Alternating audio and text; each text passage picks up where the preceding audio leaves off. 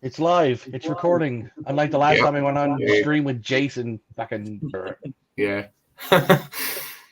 Oh, right. So we're live. We've got nobody watching, so that's great. It's a good start. It's a really good start. But anyone watching this after the fact, welcome on to the stream. I'm joined by Metal Marty Mac, Trevor Hickey, and Johnny Mac. And basically, we're just going to be talking about rock and metal for however long, probably maybe an hour and a half, 2 hours, maybe. We'll see how we go. See if we run out of things to talk about. That's the end of that. Probably not. So yeah, I guess first things first is how's everyone doing? All's good, yeah. All's good up here. All is good. Yep. Awesome. Yeah. Wow, instantly we've got 7 people watching now. That's awesome. 10 people. Wow. I put out a couple of different calls on Instagram. I think Marty might have noticed that, but yeah. Yeah, I did, yeah. A few different nice. Just how you, Paul? Paul. Wow, Metal Mickey's in here. Wow. Oh, snuck off. Oh fuck! If we can get that, just hey, come buddy. on up on screen, Mike. You bastard. Love you. He's just come in to say hi, and then that's probably it. Possibly. Oh well, that's fair enough. I appreciate you coming on. What's this side? Hello. I'm not sure who that is. It's Sarah. I'm not 100% sure. I don't know. What's the matter, mate? No, I just don't know Sarah. That's all No, I do. Okay. Oh, okay. That's fair enough. That's fair enough. Waving hi. If you know, no, that's cool. Pie face, Simon. It's correct. Hey, buddy. Oh wow, everyone's coming in. Of course they are. That's awesome. Rock Beast, Archie. How you doing? Hey Archie. Hey Archie, mate. Hey, mate. Nathan. Hey. All right. The man of the hour. Yeah. What hour is it there? I believe that would be. Is it tomorrow? 5:30 in the morning. Yeah, it is tomorrow. Just for Yeah. Linda, that's my auntie Linda. Hello, Linda. Linda. Appreciate you watching. Codi. Codi. All right, Hello, Codi. sir. Lovely. Mark G. Nice. I'm only here to see John without a hat. It's a bit warm at the moment. Fucking Mark. Oh man, good old Mark. I'm sure he's been listening to some bloody horrible fucking death metal, isn't he? Probably doing it right now. Yeah, dirty horrible. John, how often do you collect tapes, or do you at all? Yeah, I've got quite a few. I've still got all my old tapes from back in the day. Okay. So I had like a couple of old sort of cases, almost like suitcases, which had all you get like 100 tapes in or whatever, or 50 tapes. I've got a couple of them still. With I've got quite a lot of tapes, mate. But I don't buy many. Go out purposely to buy them, if you get what I mean. I get quite a few of these new audible, nasty metal ones, obviously, because they come out new. But I occasionally get quite a few. But I said Marty sent me a shed load from his collection that he obviously had doubles of and stuff that are just not your sort of stuff, is it, mate? Like, there's a lot of indie stuff, and because I listen to those things, so I like me glam metal, Josh. Nice. Yeah. The new Razor album is boring. Really? Oh man, you had that talked up. I thought it was going to be great. I mean, it's not sheep. It's not sheepdog. I was kind of hoping for fucking, Dave and Sheepdog to get along to put a record out. Yeah, still gonna check it out. Yeah, to go back to the cassettes there, Trevor. Like, I had a few, like, but when I got that collection, I got like 600-700 in one go there. Like, so I just ended up with tons of them, like, you know. So yeah, it was crazy. So yeah, I still have them over there, like, you know, just trying to sift through them. Still, loads of glam metal and stuff. So send Josh a few. It's like fucking yeah. I'm trying to see if I can find as much doom and gloom metal as I can to send it Josh's way, so that way he'll have all the glam and all the doom to listen to, and he'll be wallowing in his own fucking misery because, you know. Yeah. Poor Josh. Well, just as long as it's not any new metal, that'll be fine. Anything but that. I'll send you all the Limp Bizkit, even the new record, just for your listening pleasure. You said you got Spectrum tapes. I had Amstrad. So my computer back in the day was an Amstrad one, and that had cassettes as well, tapes. So I used to load up all my video games and all that sort of thing off that, because I'm well into my video games. So I used to have an Amstrad. That was the first thing that my parents bought me. I had a monitor with it, with like a curly cable, and I had this huge CRT monitor, big green monitor. And it had a keyboard, and at the end of the keyboard was a tape deck, and you used to put the tapes in, and you'd take like half a day just to load up the game. And if you didn't have the volume quite right, it failed, and then you had to try load it up again. So yeah, it was fun. Yeah, tons of tapes. There's a couple of them from Maiden Priest. Yeah, they're nice to have, Archie. I think more for nostalgia reasons for me. I still do buy new cassettes, all right, if they come out. Like, I bought the Complete Death series just to have them. You know, I haven't even opened them, like, you know. So yeah, I was gonna go order all those. I won't go out of my way to buy them. When I went to get them, they were all fucking sold out on Relapse. Oh, were they? Yeah. Yeah.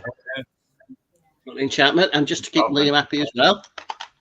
There's an old one there, look. Jethro Tull. One of those little Amstrad box, John. See that? Oh, yeah, there you go. Nice. Nice. There you go. I'm going to get both of those on cassette, too. That fucking Consecration and Enchantment, if they have any left. Well, I've not played the tapes yet, but I've got CDs both in my car, and obviously the vinyl I play in the house, so. Yeah. I got the Consecration cassette, too. It's brilliant. Fantastic album. So we have to say that. Hi, Dave. How's it going? Looking good. Are you sick? Yeah, but it's not hard compared to the rest of us, is it? Yeah. There you go. Bad nose. Yeah. Josh is probably thinking, what the hell are these old guys talking about? Yeah, what's cassettes? Yeah. Oh, nothing. Just fucking.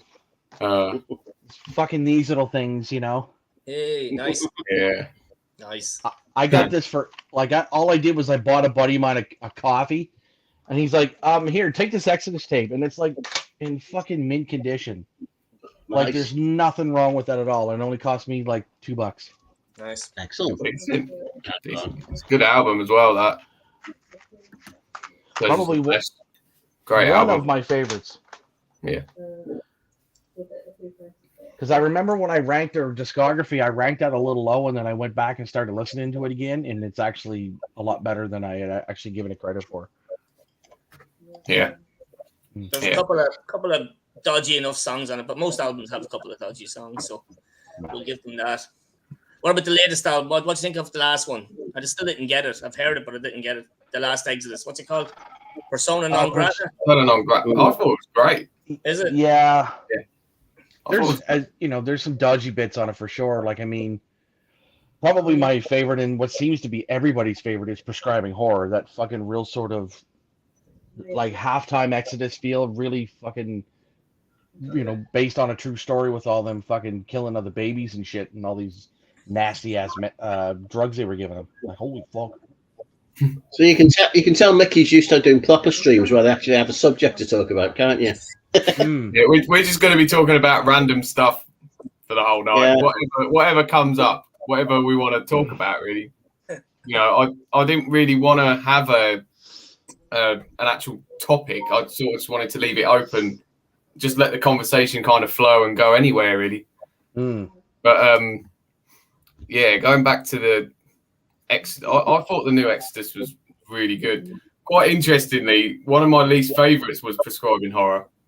I don't know. It's just maybe because of it's sort of a little bit more, doomy than some of the other tracks on there. But it's the tempo, isn't it, Josh? Yeah, it sounded a little bit doomy for me. But the other songs on there, like oh god, I can't even remember now. Elitist as well. I thought that song was pretty good. The second single that was released, Clickbait, I think that's probably my favourite song on that album. It's just old school, brutal Exodus, which is what I like about Exodus. Unboxing on camera. I had my chance of being I went to Footy today to see Wrexham play, and I deliver these. Oh, the new Scorpions. Yeah. And one for Metal Mickey. Oh, nice. Did you get that on Amazon, John? Yeah. Yeah. No, it wasn't Amazon. I think this was. There you go. There's a bargain there. No, they were Amazon box. So yeah, obviously, yeah. Bit of a giveaway, Decent price as well. It's like Japanese ones. That Exodus is cheap there. I'm going to buy that because I don't have it. Well, can we say, talking new albums? Right. Yeah. This year is the first. It's the first time I've bought a new Megadeth album since So Far, So Good, So What. And that's the last one I bought, and I quite like it. It's the first time I've heard a Megadeth album. I go, oh, he's not actually going through the paces. Yeah, it's a very good album. It's good. Yeah, I really like it. I did say at the start, I said, there's no way I'm going to buy it. And just like, I don't do bands that are just churning out the same album over and over again. I want something new. And then I heard a few tracks off it. I thought, this is actually quite good. And he seemed to be not doing the same song over and over again. So I like it. Yeah. It's good. Yeah, there's a decent album. Yeah, grew on me. So, I haven't listened to it yet. Have we done the new Aussie album, guys? Anybody? What do you think of it? I haven't heard it. I don't mind it. Again, I think I'm just getting mellow in my old age. Not some necessarily. Of the guitar is awesome on it. Well, I mean, Zach's on it, and you got Tony Iommi, and there's this bunch of other stuff. Yeah, there was some good stuff on it, and then there was stuff where it was just like, oh, Ozzy, you sound like you got too much. A little bit, but I mean, it's different, and it's not. Obviously, it's very, very auto-tuned because you hear Ozzy speak like, we know what Ozzy live. It's not exactly the most vocal thing, is it? He just shouts a lot. But, and this, you can tell it's very auto-tuned, but he's a million years old. And gone through more lifetimes than all the four of us put together. So, right, yeah, he'll be spewing out shit till he dies. But I didn't like the singles, so I don't know. It just put me off listening to it. So I don't know. I think he's like an electric car. I think Shadow plugs him in overnight and then just wheels him out the next day, doesn't she? So. Probably that's probably what's going on at this point. Yeah. Yeah. First electric rockstar. Yeah. Right. New albums. What about creators? Just I have it handy here. That's why I'm showing it. Where the fuck is my camera? There's that. It's a new webcam. I just don't know what the fuck I'm doing. Everything's backwards. So if I go this way, it's going that way. So I'm fucking confused. Oh yeah. I think a new creator. I haven't given it a full listen. I heard it. I don't know. I've listened to I listened to a couple tracks and I was a little bit like I needed more at a creator. I mean, I guess for the most part, I expected too much of this. Yeah. And I'm not getting a really pissed off creator. I don't know. No. Maybe it's just me. Maybe I'm a little bit like fucking herder about the whole thing, but I'll have to go back and give it another listen. Yeah, they're more melodic, aren't they? They're not, as you say, they're not angry, pissed off gigs, are they, these days? It's more of a melodic sound. These bands are getting old. They have to change their style to continue making music, I think. Same with any big acts. Yeah. You know what I mean? Even or that. Anybody. Well, Metallica's been doing it since what, 91? Yeah, they got old real quick. From a holiday for a good few years, like. But I get that. So, Slayer didn't get that melodic, did they? To be fair to them. No, I don't think they got heavier.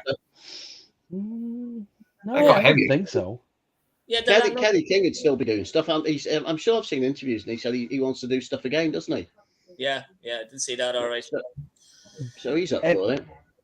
And he said numerous times he wants to do stuff with Paul Bostaph, Gary Holt, and fucking Phil. Yeah. From Down, Pantera, fucking every other band he's ever been in. Yeah. So it's like, I don't know. I mean, I just think it would be like fucking Pan Slayer, whatever. It's a good name. But, good name. Yeah, but Kerry could come back and he could be looking to get in with Machine Gun Kelly. All these fucking superstars as well. God. David Grohl and stuff. Yeah. It could happen. You don't know what the fucking dude has got in his mind. Oh, man. Yeah, who knows? I mean, I like Dave Grohl, but... I know what you're saying, but this guy's getting old. He want to make some cash, so fucking he could come in with all the celebs, so-called celebs. There, he's working with Paul Bostaph. That's enough for me. That'll do. Yeah, Bostap's a great drummer. He is, yeah. It's fantastic. Yeah. So, going on the... right, so you guys, you done? Should we call it a day there? Yeah, right. I was just going to say, like, any other, like, 2022 albums that everyone's been enjoying so far? Because for me... Enchantment. Yeah, New Enchantment. Yeah. Yep. Yeah. Consecration. We better show these fuckers off. Yep. Consecration. We're still doing it again. Yeah, we have to show them off. In case someone's watching. Well, we know one of them is. Sorry, Mark. Yeah. We get you in there somehow. Yeah. See, when I did my review for that record, I don't understand what it is with you fuckers over in the UK. Why do you guys like Swans so much in your doom metal? Gotta be done. Holy shit. It's fucking Swan, turn loose the Swans. This is that, the Swans. Swans this, Swans that. I'm like, did I miss something over there? Have you met any swans? Have you met a swan? No, come on. Not really. Swans are nasty, horrible shits. They really are. Swans are nasty, horrible things. Yeah, that's why they're horrible. Well, you know what? They're pond. Dirty, filthy, horrible. They can't go near them. You guys have swans and we have geese. Yeah, they're like geese on speed there. Which is funny is everybody's like, oh, Canada, you guys are so wonderful. Yeah, national birth of fucking geese, which we call cobra chickens because they have the fucking neck and the beak of a goddamn cobra and they'll kill your family in about 2 seconds. But you guys love swans, so it's fantastic. I love it. I just thought that's been the funniest thing when I've been reviewing that record. I'm like, swans, fucking hell, man, it's great. You know that one, John? Do you? What's that, mate? Spectrum Mortis. Did you hear that one? No. Oh, I've not heard that one. No. Sounds like something up your street, man. Yeah. No, I've not heard that one. Yeah. There really hasn't been a whole lot this year I've been excited about. Yeah, I pulled out a lot of albums too, Trevor, and there's not a lot like the Bloodbath album. It's very good. Very good. Is it? That's only just come out, hasn't it? It's only just come out, that. Bloodbath. It's very good. Immolation. Yeah, Mickey. Yes. Oh, fuck. Yeah, I forgot about that. That new Immolation it is actually really good. No, that Bloodbath, I think that'll be up on my listening schedule for next week. Yeah, it's very good, Trev. Very good. All right. Anybody check out this? No. No, just you. Why am I the only person in the fucking world that says this album? Jesus. Look, they got a zebra and everything on it. How the fuck? This is absolutely fantastic. Check it out, somebody, please. Instead of talking to myself about it. Seriously, though. Fucking Fucking hell. I put it up like 4 weeks ago on YouTube and not a sausage. No meat. I don't even think it exists. This must be the only copy of it ever. It's probably got like 5 views on the video. Yeah, and Fordham's mine probably. Oh man. Violent Execution. No. Paul, don't know them, man. It sounds really good though. It's a cool name. Violent Execution. Oh, what we got? Temple of Void was good. Yeah, Temple of Void was great. Temple of Void was good. Good Lord, that was fantastic. Holy shit. You like that? Yeah, I just kept these all beside me just for something to show. Good man. Yeah. Yay. Well, I got a load on the side of my sofa there, so I was just looking through and that's what Temple of Void. Yeah, I hadn't put that one away yet. So They were probably 1982 down beside your couch. yeah, there's a few. But, Josh, what were you listening to this year apart from yourself? Oh yeah. Which is great, by the way. Die, all right. Oh fuck. Yeah, I haven't been listening to anything else. I've got to be honest, I haven't been listening to that much like 2022 albums currently, but well, you'll see in a video coming out next week that I have actually brought my first 2022 albums, and I've been enjoying them a lot. Please say it's that one. Unfortunately, it's not that one. I'm It's gonna not the CD. what was it? Metal. I think it's Codi said it. The Madagascar soundtrack. I haven't. No. Cheers, Cody. Where's your dad when I need him? Boy, Code. Come on. Shit. Where's your dad? Yeah. this is good. Oh, and one for Cody, the new holder. Nice. Black metal. I think you've seen you showing that, John, did you? Yeah, it was on the last one. That's good. Yeah, nice. I like that album. Very good. The album that they did is better, but they've just released the album God's Slather, I think it's called. I got the tape. Look at that. Yeah. There we go. See, we do buy tape, so this is really good. Yeah, Jesus hold it Christ, away. Nathan. Fuck Nathan, I thought I That's was crazy. That is crazy. I don't think I got that many. 50 from this year already. No, I definitely don't. Wow. I bought more than 50, but I haven't got 50 new releases. But I haven't even bought 50 in the last 2 years. Because I can't get nothing here. You assholes get all the good shit all over there. yeah, Oh, I get the new so-and-so. I get the new so-and-so. It's like, motherfucker, I fucking shit you not. I went into fucking the big chain record store Friday night, or last night or whatever. And I'm sitting there and I'm like, okay. And I said, I got a question for you. She's like, what? I said, do you happen to have any Cannibal Corpse? She goes, I think we have one CD here. I was like, well, that's a start, I guess. I said, but I'm looking to see if you guys have 3 like in your system. What are they? I said, Kill. No listing. I said, there's a surprise. I said, Tomb of the Mutilated. She goes, we have a listing, but we don't have any in stock. I said, also not a surprise. I said, what about the Bleeding? The what? I said, oh, fuck me. It's, you go in there and it's all fucking hipster shit, rock and roll, and fucking all the metal stuff that we already know and haven't heard and have heard 8,000 times already. If you want Ozzy Osbourne, Black Sabbath, Maiden, and fucking Priest, you're going to get it. Fucking good luck finding an Exodus record in there. No, it doesn't exist.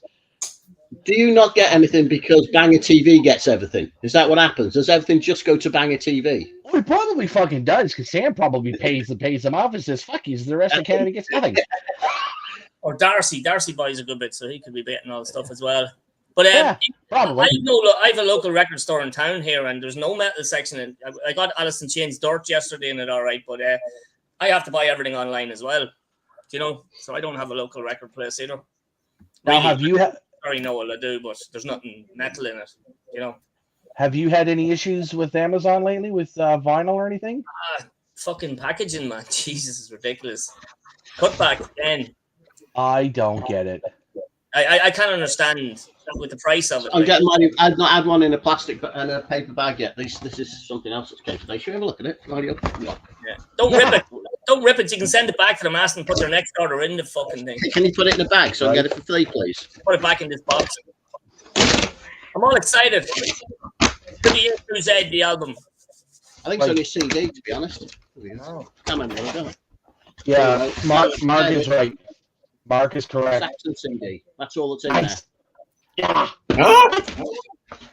For that box? What? Just for that box, that one CD? Yeah, how we got? Doing wonders for the planet. Megadeth. Well, there's the Megadeth. But I got. Sorry, I said. Box. You probably had these all week and you're waiting for tonight, were you? No, I got pages. He's doing his collection update on the stream. National treasure, Cody. National treasure, bud. There you are. We got A through Z. A through Z. No, it's not. It is.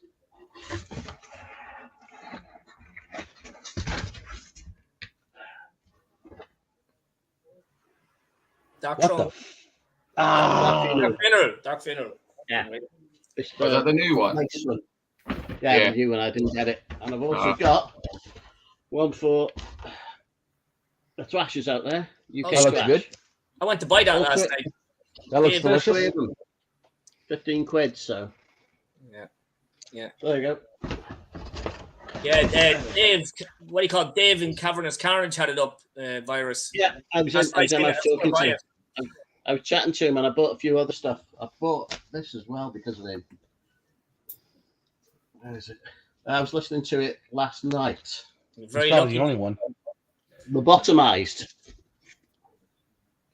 What a great title. What a great cover. Look. That's the band.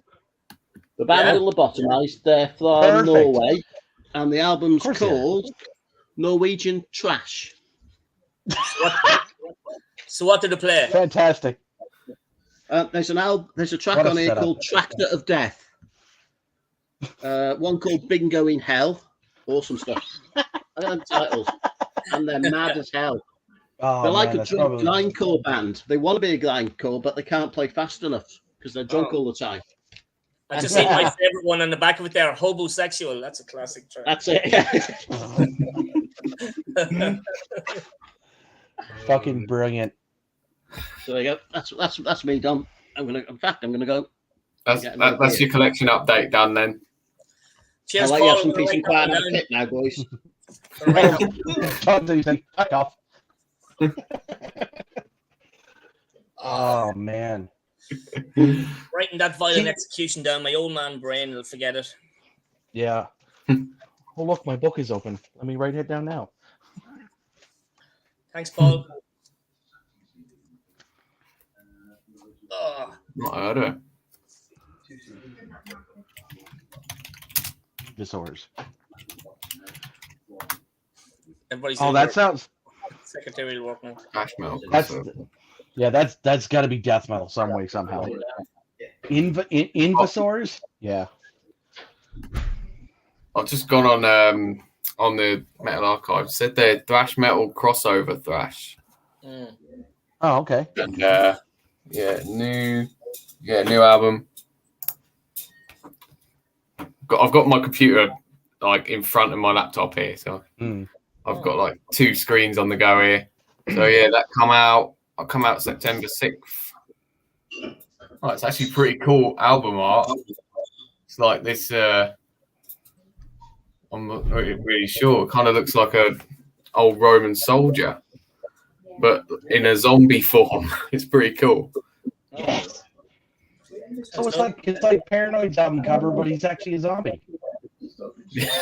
That would be cool. Yeah, it's like some zombified like. Yeah, it's pretty cool. What would you guys say is your favorite album cover that you guys have in your collection? Oh shit! Or can you? I guess that's the question. Oh shit! I remember doing a thread like this before, but yeah, there was. I don't even remember. Was it Andy? And he did album covers that were not Iron Maiden. Yeah. I did a video to that. Why am I looking around? I don't know. I can't even remember what the fuck I had in the last one. Oh, you had that one up, Trevor. I remember I was trying to get that. I forgot all about it. I've got that on CD.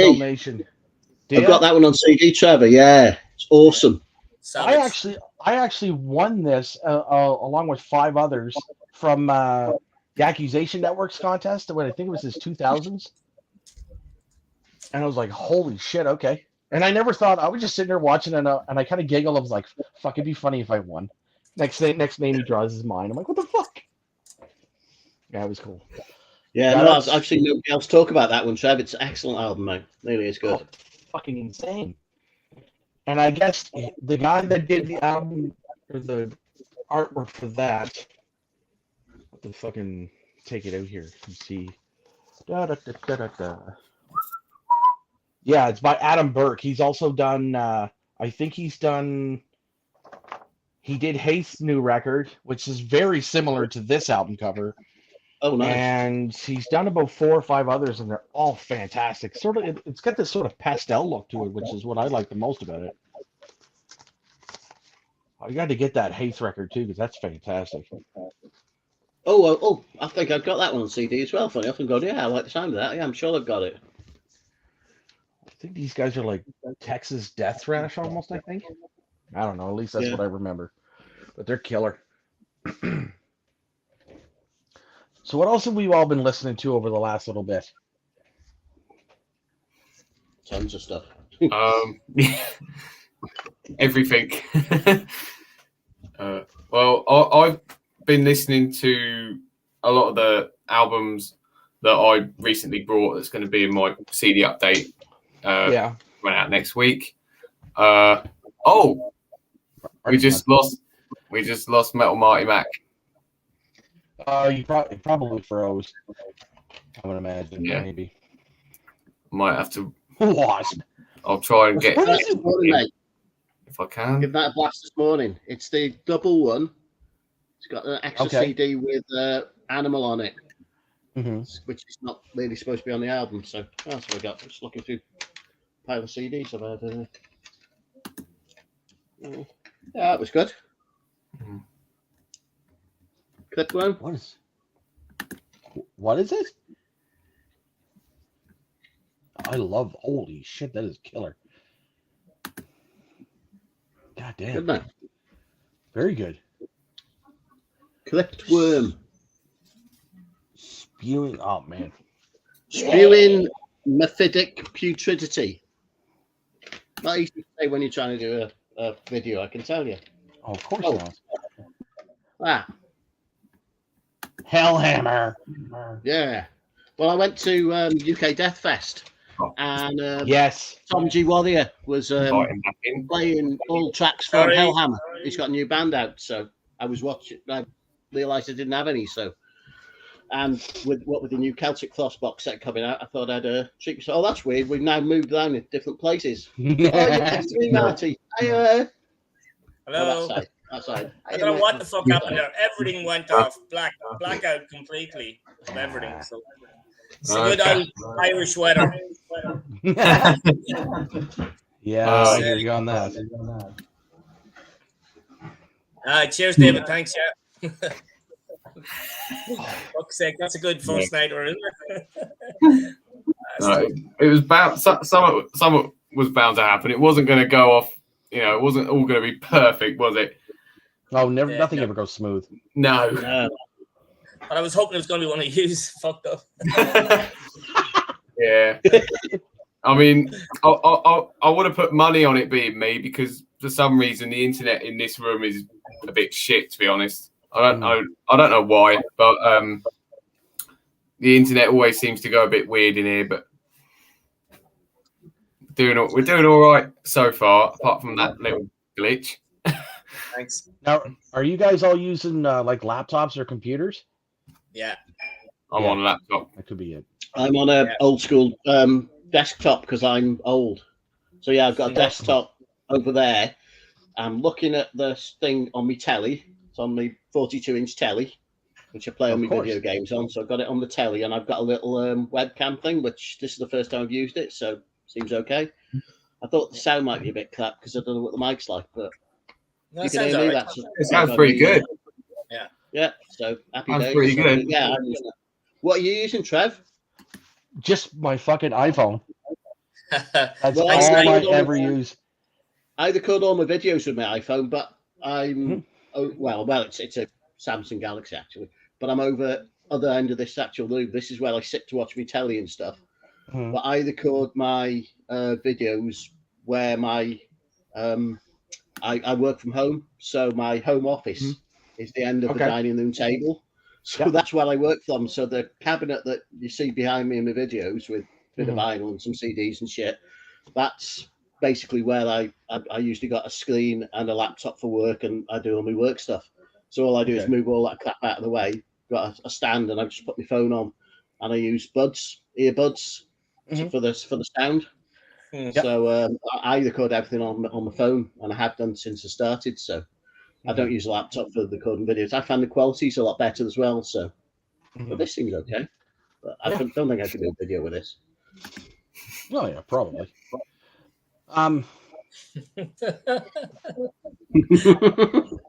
Just fucking talk about something else. I'm back.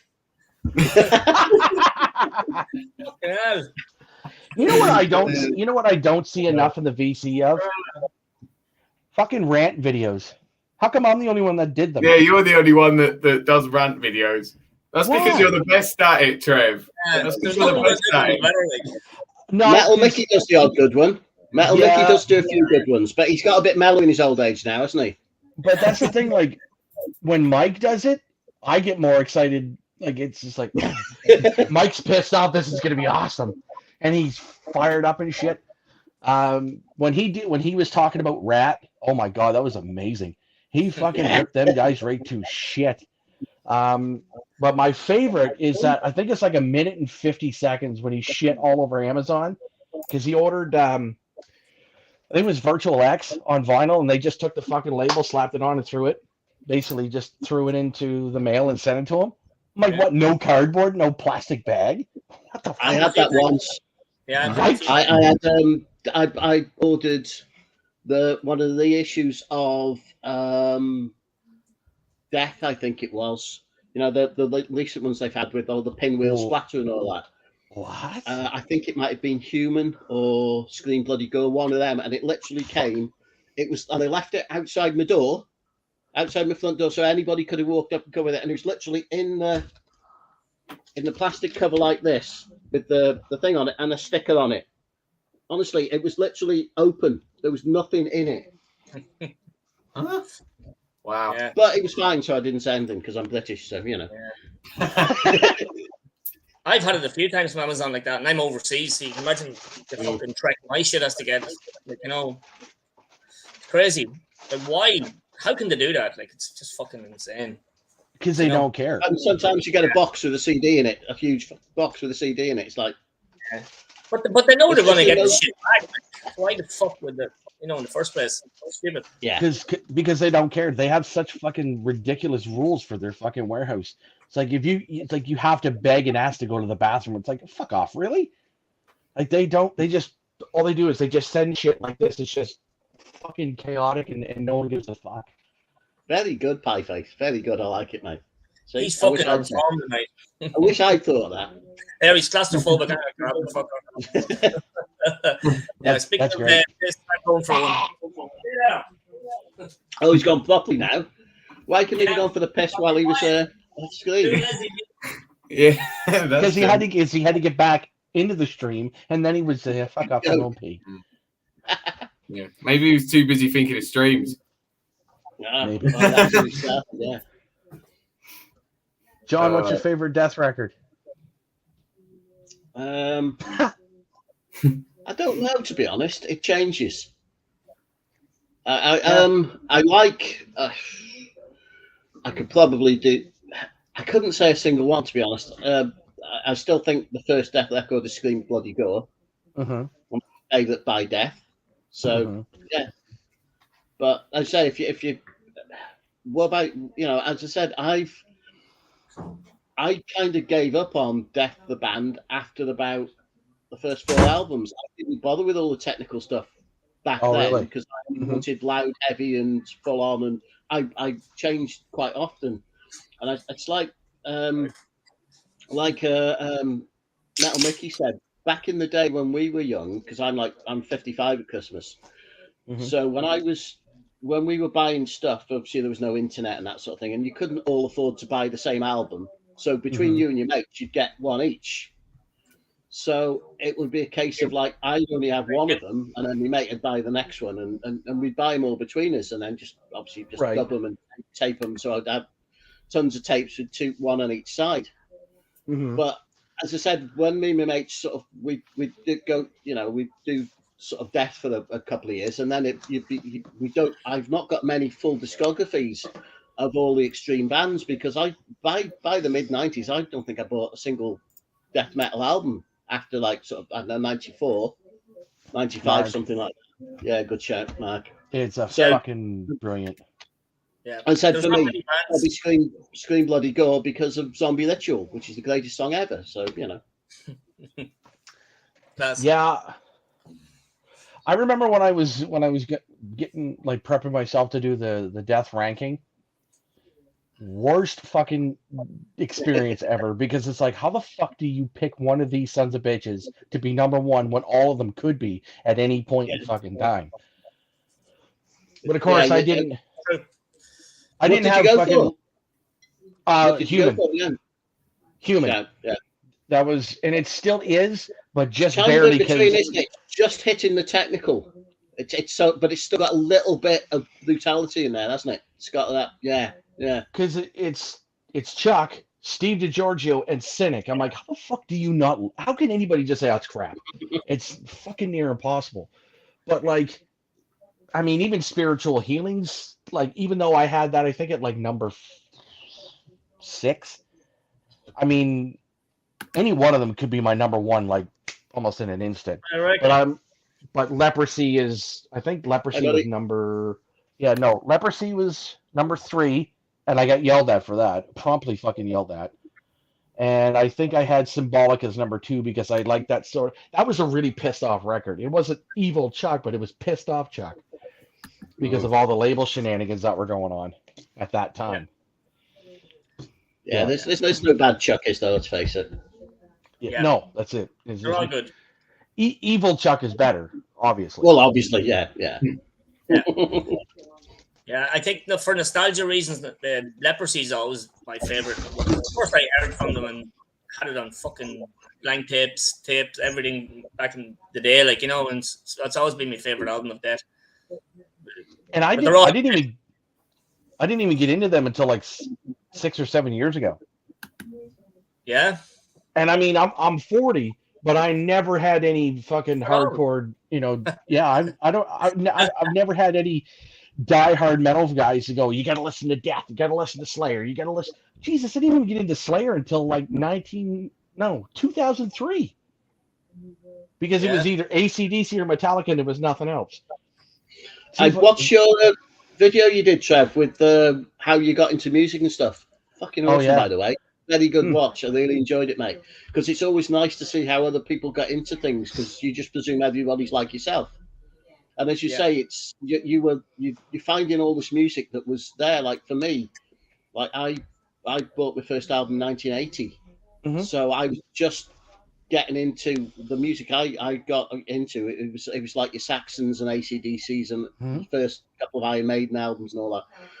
And then it was from then. It just kind of went from there. So I got only my second. Oh, I did have a couple of the football, but I did actually. It's quite hard because you get into the music as your mates get into it as well, and because I had a lot of mates that were getting into music, so I was like, but I was going to shows like 82. I was going to see Whitesnake, Scorpions, UFO. Bands like that. 85, I did my first download, Donington, whatever it was called back then, headlined by ZZ Top. I think it was Metallica's first appearance in the UK with a certain bass player. So I've seen music coming up. So I was there when death metal started, thrash metal started, heavy metal started almost. So for me, it's like I got little bits of each type of music and got into all the stuff. That's why I got the glam metal. I was doing goth. I did all that sort of stuff as well in the 80s because it was like the music that I was into. And as long as the band looked cool and the music was cool, then it worked really well. So, here we go. Hi, Mealy. Hi, Katie.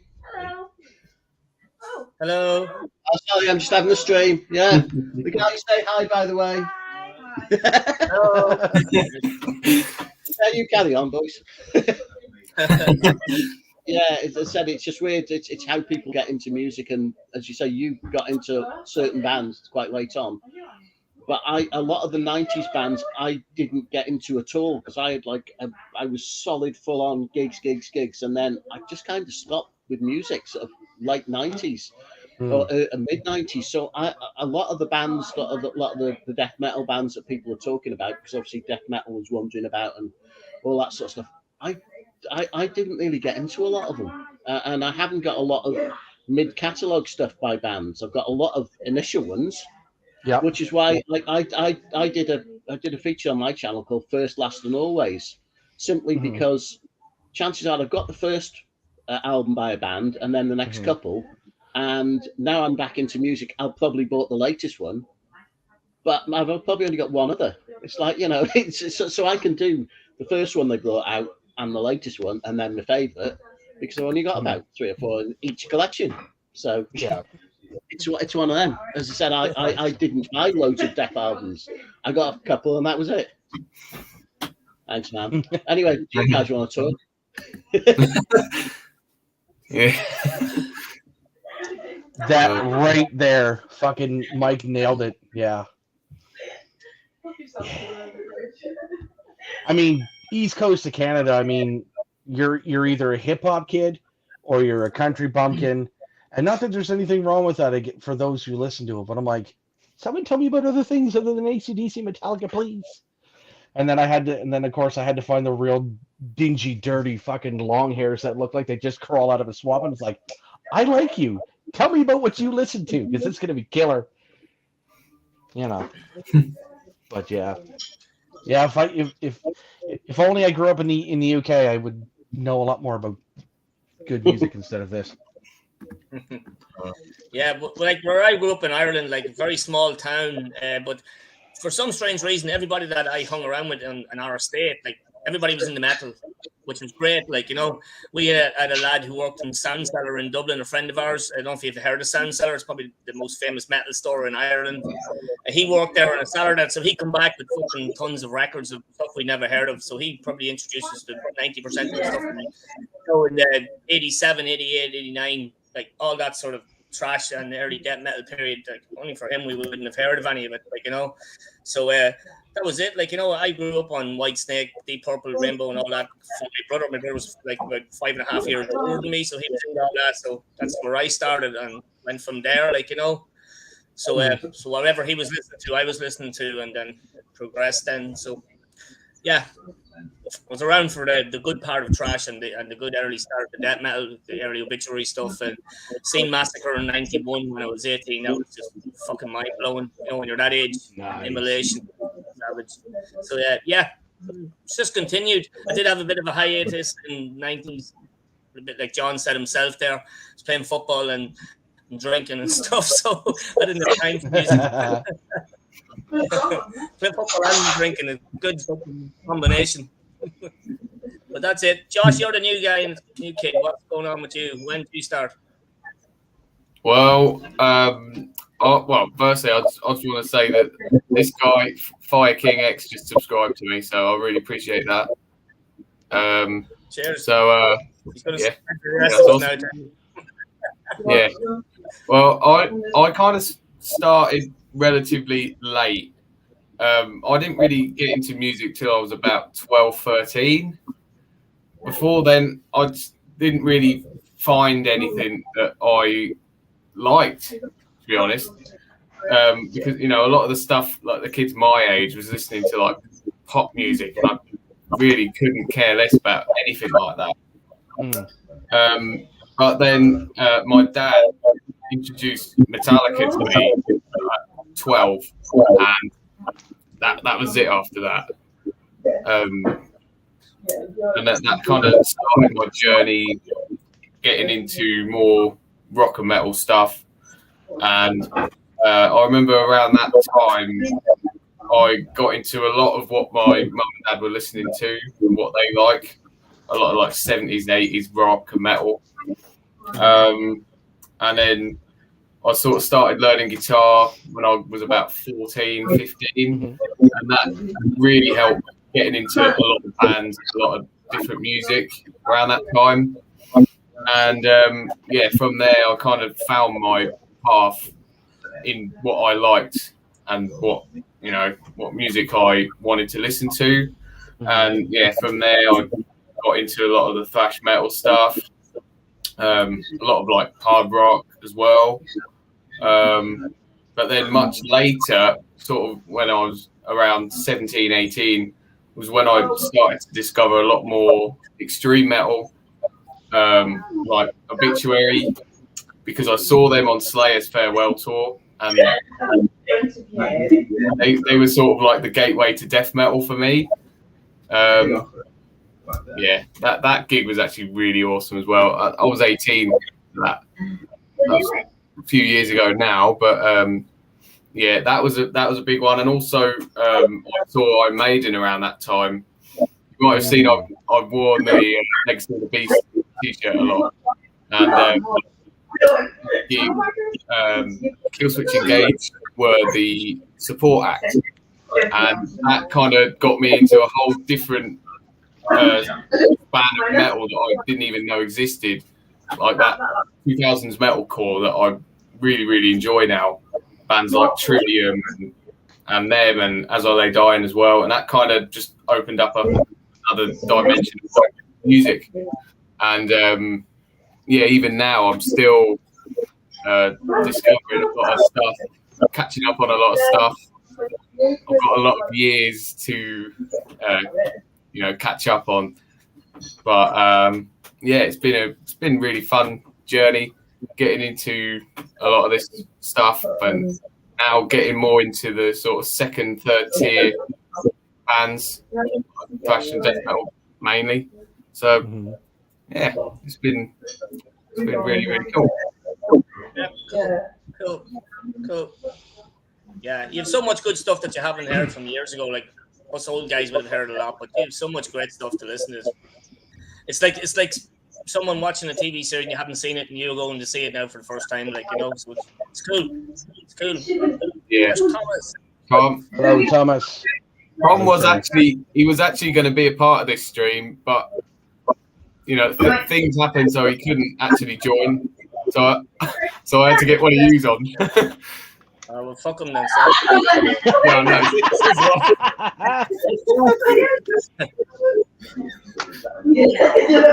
It's his loss. He's missing out on all the good stuff here. He didn't get Thomas, so we get me. Substitute. Which one of us is the sub? Don't say it. It's got to be me. You wouldn't choose me initially. Come on. I wouldn't choose me. Yeah, it's the sub? No, well. Nobody. We're here now. No, I had a number of people that I would like to have had on. So if one of them wouldn't have been able to have done it, I would have just asked someone else. If everyone had said yes, then I probably would have just done it with everyone, to be honest. What's your max on here? Because I've seen quite a few with like sort of 6 or 7 people on, so I presume you could probably do it, couldn't you? Yeah, I think you can get about 10. I think 10's the maximum. So we could get a couple more people on if we, if there's anyone watching and they do want to drop the fucking link in the goddamn comments and let these other fools get in here. We need smaller people to fit in the boxes, though. Yeah. Yeah. Well, I know. Chatting on the socials, I know Anthony from Metal Miners said he wouldn't mind joining the stream at some point, guys. So yes, please. Yeah, that would be great. Definitely. That'd be fantastic. Cool, dude. I could drop him an email. I've got his email, so I could always do that and see if he responds. I don't know what he's doing today, so obviously Cody's been on. Because I think you can. Cody's been here. I think you can take the link for StreamYard and just put it into the comments and then drop it in there. Yeah. Yeah, I might do that. So. And then people just kind of click it, and then they'll just bring up the whole thing and go from there. Yeah. Yeah. Let's see what pie faces put. Well, you don't know. I'll get there in a minute. I'm just going to go through. We've had quite a few. We've had quite a few. You skipped the Well, that's mainly because I'm a millennial. I missed them. Millennial? Fuck, how old are you? 22. Fuck off. I'm more. I hate to say this, but I'm more millennial than you are. I think it starts at like the late 70s, early 80s is what I was told. I'm like, I don't fucking really, I just thought that was funny. Josh is just a baby. But we love him all the same. Oh yeah. Yeah, it's pretty weird they've got older records than Josh. Yep. I mean, Jesus, man, like 1992 was 30 years ago. Fucking hell. Yeah. Yeah, We're still at the age where someone says 20 years ago and you go, oh yeah, 1980. No. In our mind, we think it is. That's excellent. That. Is that?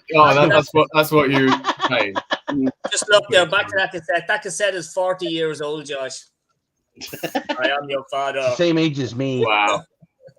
Technically, it could be old enough to be my dad, couldn't it? see, my only claim to fame is actually being born on the exact same day that Metallica formed. October 28th, 1981. Yeah. There you go. Gen Z, Josh. Yeah. Yeah. That's where you are. Yeah. I am the future. Jesus. Thanks, Mark.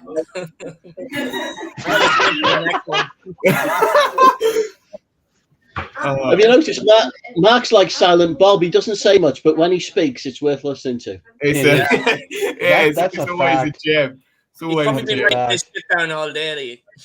Yeah. Sorry, I showed his album now. Yeah, that's fine. Right, so we're going to get another beer, boys. Hello, fuck the distance between... I'm pretty certain we've all listened to Cannibal Corpse. Yeah. I know Marty's a massive fan of Cannibal Corpse. Yeah, I do like Cannibal Corpse, yeah. Now, fuck me. If Ty's older than CD's older than you. Yeah. Jesus. Well, anything older than 1999, then yeah. Fuck, the separation between Enchantment's first and second records is older than you, homeboy.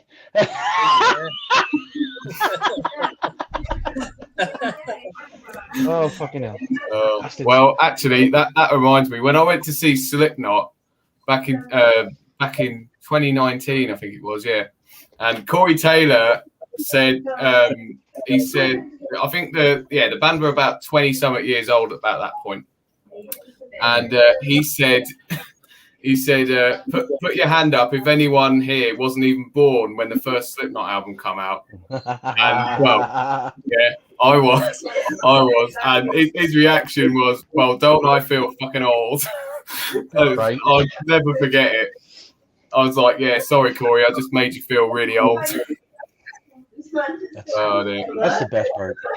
Yeah. Oh, God. Yeah, and that's the thing too. Like, there's so many young guys that are Josh's age, and the amount of old shit they're listening to is like, okay, I'm not against it. I think it's fucking great, but I'm like, how the fuck do you know about that record? You're not even old enough to fucking do this or that. And you go, it's great music. I'm like, yes. Yeah, absolutely. Yeah, well, see, with me, because I sort of started with a lot of older stuff, I've kind of always been that inclined. It's only recent, probably the most modern bands that I listen to are from the 2000s. I mean, I'm not really, that's sort of always how I've been, really. And I've got my ACDC for those about to rock t-shirt on. Love it. Pretty cool t-shirt. I do really enjoy this one. It's a really cool t-shirt. It's a great record. Oh, That's correct, Mark. It is. Definitely is. Definitely. No question. Yeah. Sounds better. Yeah. Fucking is better. Yeah, that's true. Old Yeah, stuff. like what he said. He's talking about you, John. Yes, I am. I used to like you, Marty. I really did, mate. It's all right. Just stop nipping out to the bar and stay there. Jesus, Murphy. Well, I put the link in the chat, so we'll see if anyone. Oh fuck! It's like a lottery. if anybody joins. Who do you want? Who do you want? Good Lord. All of them. Well, if anyone does, then that's cool. But if not, then fair enough. Oh, hello. I want to use my microphone upstairs. Go ahead. It's Daddy charged it. Go ahead. Like what? John, did you win the footy today? You're not gonna worry about me. If you're using Win the football today. Yeah. Too late. It was like 6-0, mate. Fuck. Absolutely on fire. Nice. Matches outside, by the way. He was having a poo in the garden. God. Simon's looking for you. Who was playing it? It was 6-0. Oh, well, have you seen that on I think it's on FX, Welcome to Wrexham? No, I haven't. I've seen ads for it, I think. Yeah, well, that's my team. I'm from Wrexham. That's my hometown. Okay. So Wrexham FC is my hometown. So I went to see them today. So it's Wrexham FC who went to see, and they won 6-0. And it's quite odd because they don't usually win. They can't even get into like the top 4 leagues. They're like underneath in like this thing called the Conference, and they've been there for the longest out of all the teams. They're just a bit shit. But obviously, Deadpool and Rob McElhenney have bought them, so we're doing quite well now. They've bought like players from higher leagues, so good. So yeah, we won, and it was great. So you bought the league then? We used to have money, yes. Rona Abramovich came in, and yeah. Not like my team's owners. They got the money, but they won't blooming spend it. Now, weirdly, I'm a Liverpool supporter as well now, so I'm used to Liverpool doing well and Wrexham doing shit. So now it seems to be flipped for this season. Wrexham are doing really well, and Liverpool not so well, mate. So yeah. Anyway, Matt, I want to work with you, mate. You know, you did your video for Josh, right? And you said about all your things that you like. You failed to mention that you're Man United supporter. Me? Yes. But hardly Trevor, I suppose.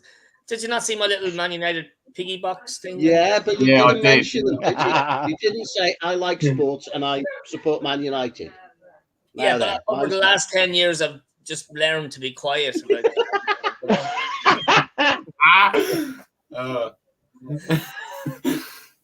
When there's something worth talking about United, I will do it then. So like my mate who I went to see Wrexham with, who's here tonight with his missus and that, his whole family United supporters, and my mate Pig, and most people I know are all United supporters. So yeah. And there's Simon, Dirty Red Viking. He's a Man U too. So happy days. Oh, not him as well. Yeah. Look what he's just said.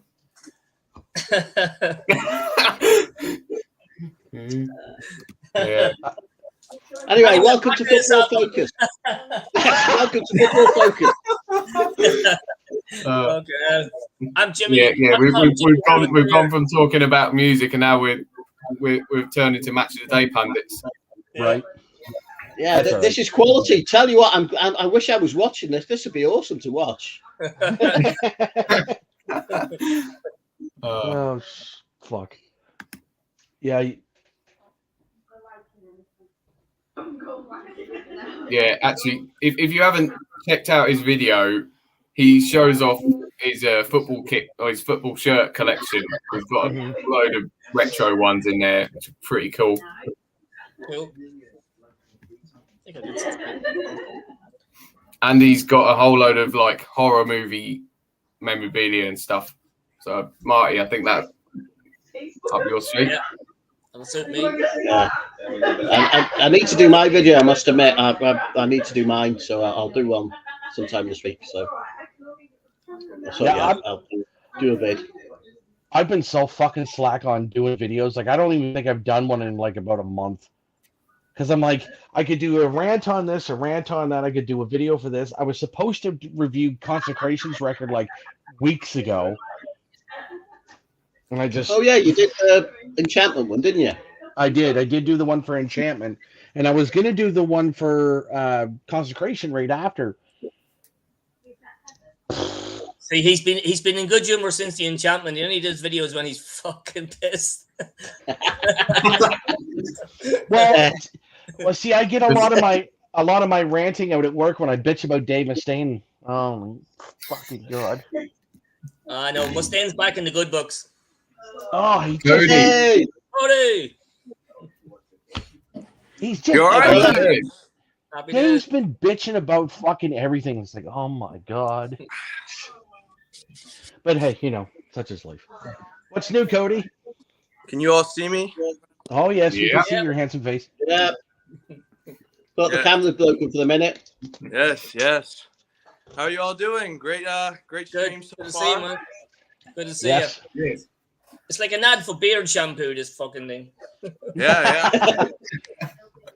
Right. Thanks for See, letting if me back in by the way. 80s, you'd be an advert for beer and shampoo, and we'd all have long, flowing locks, but not anymore. That's just Josh. Yeah, that's just... Let's see if I can adjust my camera. Well, I'll keep it like this. What better? There he goes. All right, Anyway. my bad. Continue. I didn't mean to interrupt. Sorry. Oh, fuck. What have you picked up lately? Right. Yeah. You mean you haven't watched this video today? Yeah. I posted a video today, man. What's going on? I'm glad I've you been all over the I place. brought the records to show. I'll just show a few of them. Got some Cerebral Rot. Oh, That's a monster. yeah, you're not kidding. Little Viking / black metal, Slaved. Let's see what else. And here's a classic for you. Yeah. The King. King Diamond. Yeah, that one's. I'm in the same boat as Josh here. I'm a little younger than you folks, no offense. But I am Gen Z myself, so hey, Gen Z in the house, so to speak. Yeah. Oh yeah. Yeah, mine's over there. I'm not going over for it. Cody, did you find metal from your father? Yeah, that's an interesting question. So he's not watching right now. I texted him about the live stream. I think he's doing work or something. Mm-hmm. But I didn't grow up with my dad, so you know when I would visit him and stuff, I remember the first memory I had of any sort of really like metal. Yeah. And I remember specifically we were in like a hotel room or something, and he played "Walk" by Pantera. Nice. And that scared me when I was younger. So that was really like my first introduction to metal, I guess. And then probably after I graduated high school and moved back to the same state to where my dad lives, I got more and more into it as our relationship kind of got closer. So obviously I started with things like Metallica, Slayer, and then from Slayer it kind of went to not really like full-on death metal, but things a little more aggressive. And then probably when I was in college, there was a kid. I was wearing a Megadeth shirt, and a dude in the class behind me said, "Hey, you should check out the Death." So check out who? Death. Oh, Death. Okay, yeah. Checked out Death, and that's kind of the beginning of the end for me, so to speak. So yeah, we got really into death metal. I know all the big guys now, but I don't know, maybe a year or two ago, I really got more so into like black metal, and that's kind of like my thing now. I don't really listen to much death metal anymore, or really thrash metal or anything like that. So yeah, it's mostly black metal now, but yeah, I have the occasional heavy metal, synths, death metal things on the channel or whatnot. So I try to keep up with all of it as best as I can, but as you all know, there's so much stuff to look at. And, I'm starting late in the game like Josh, so pacing myself, I guess. Yeah. But right now, Not easy. it's black metal for me. Yeah, there's a lot of stuff out there. Yeah, there's only enough stuff you can listen to. I just wanted to go through a couple of comments because we missed a few. Yeah, I appreciate that. Dreadful Minutes making I'll keep an eye out for that. Canadian. Your mic is making noises. Well, I think it's yeah. It's the radio going on. Yeah. I wanted to find, where is it? No, not that one. There's a comment. Oh, here we go. This guy, he subscribed to me during the stream.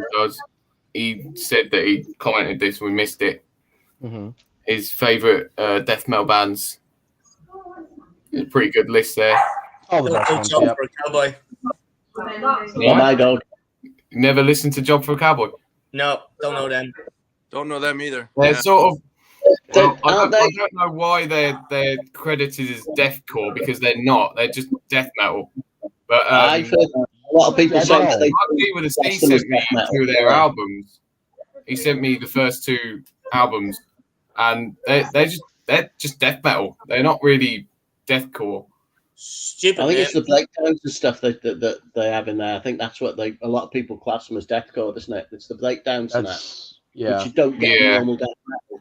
So I think that's how it defines it. It's whether you're into them sort of breakdowns. Yeah. There you go. The death metal oracle has spoken. There you go. Yeah. I don't know. When I listened to them, they just sounded they didn't really sound that deathcore-y to me, but maybe they're on the really deathy side of deathcore.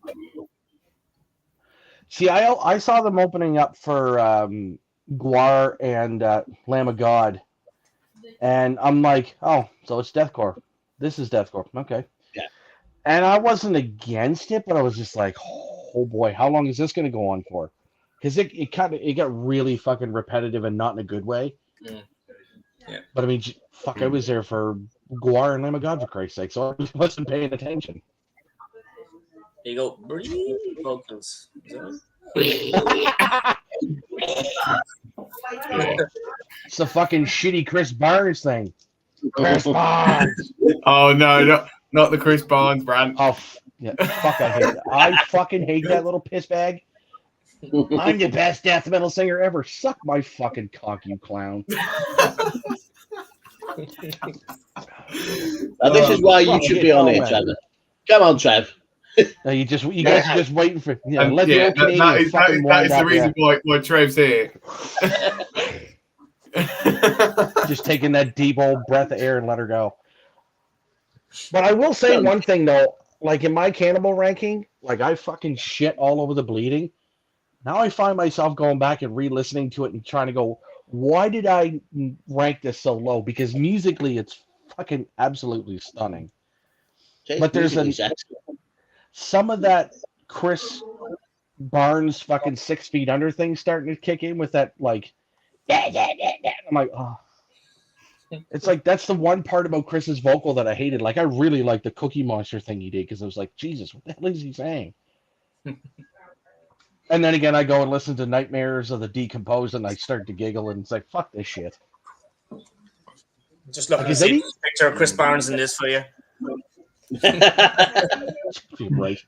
I know you missed Did anybody listen to that Nightmares of the Decomposed? Trevor, how do you work this fucking camera? Jesus Christ. Now, Hooded Menace is good. But Josh wouldn't like them because they're too slow. Was that out this year? Was that out this year? Did they have an album out this year? Was that this year? Last year. Last year. Yeah. Yeah, Tritonic Bell. Yeah, that's it. Awesome stuff. The artwork was actually, I'll give credit to the artwork. The artwork looked fantastic. Wow.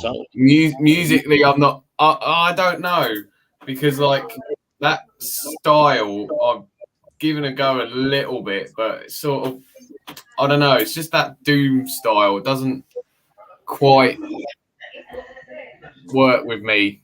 I don't know why. I don't know. I just like my fast tempo stuff. Josh, this has its fast moments. This is heavy metal with a bit some doom. You have to listen to this. Yeah, there's a lot of heavy metal guitar work in there, isn't there? Yeah. Lots of metal guitar. Andy LaRock produced that, didn't he? Yes, he did. Yeah. That explains it. Yeah. Hey, Josh, how are you a fan of Obituary then, bud? They are Death Doom.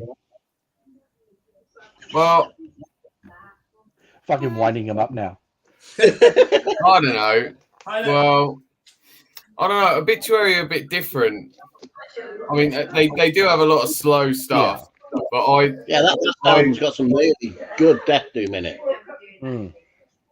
So some nice slow beats, but as you say, they can really, as I say, I've seen Obituary many times live, from slowly with that tour all the way through, supporting Slayer on the final tour. So I've seen all the different iterations of them changing their style, but you can't fault them, can you? You can't fault Obituary. Spot on, fair play.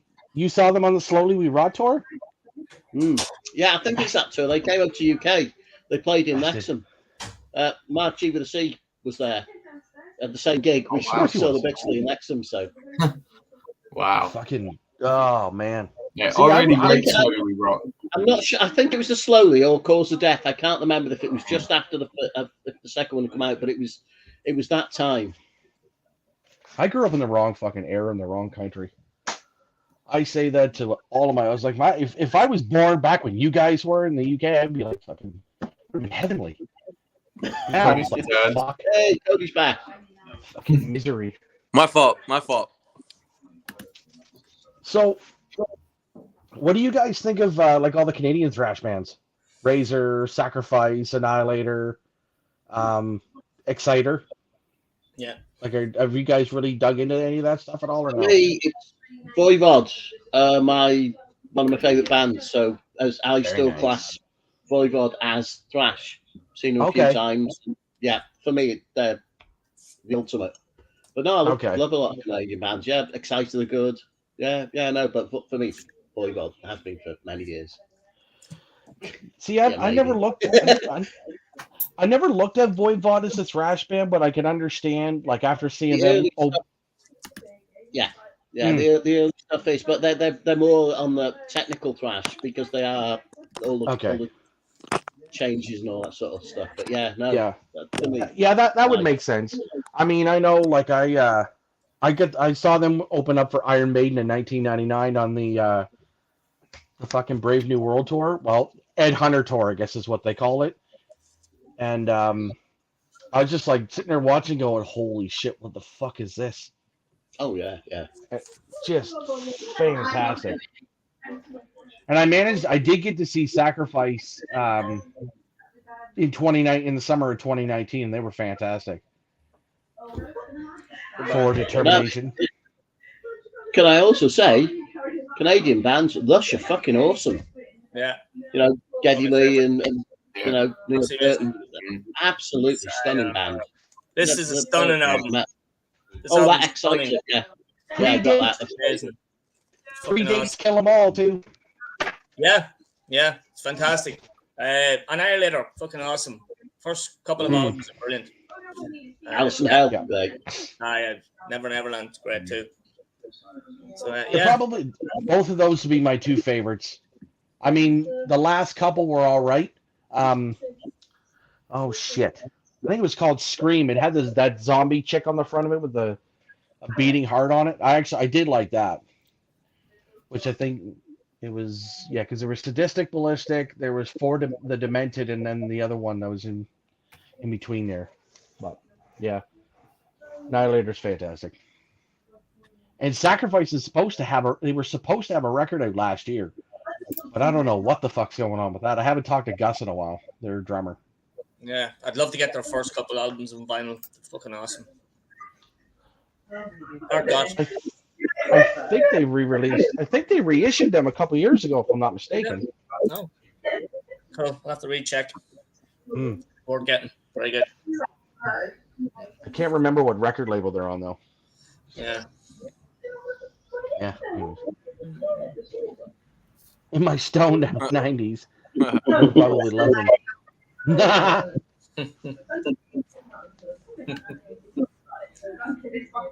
Cauldron's good too. I saw them live. I saw them in a fucking shitty dive bar in my hometown. It was the weirdest thing ever. And I was like, these guys are rad.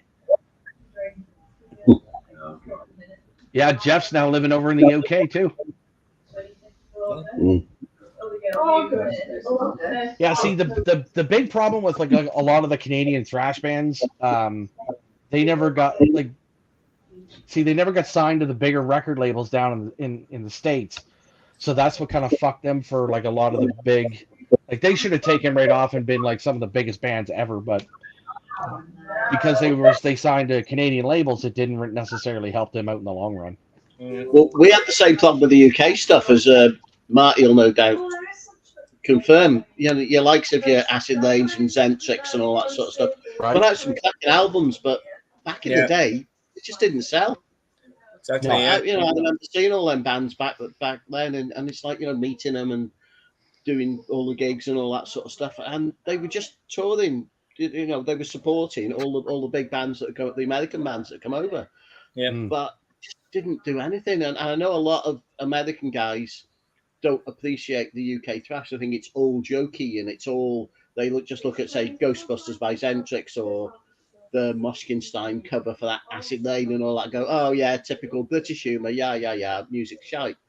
But there's some cracking UK thrash bands that just don't seem to get any. To be fair, these days there's a lot more people in the VC that are picking up, like, the Zentrix albums and that sort of thing, and actually, Shattered Existence and that, and appreciating what good thrash it is, and they could have gone, far with a proper record label and all that, but it was seen as just a bit of a joke, because that was the British humour that was in a lot of that sort of bands.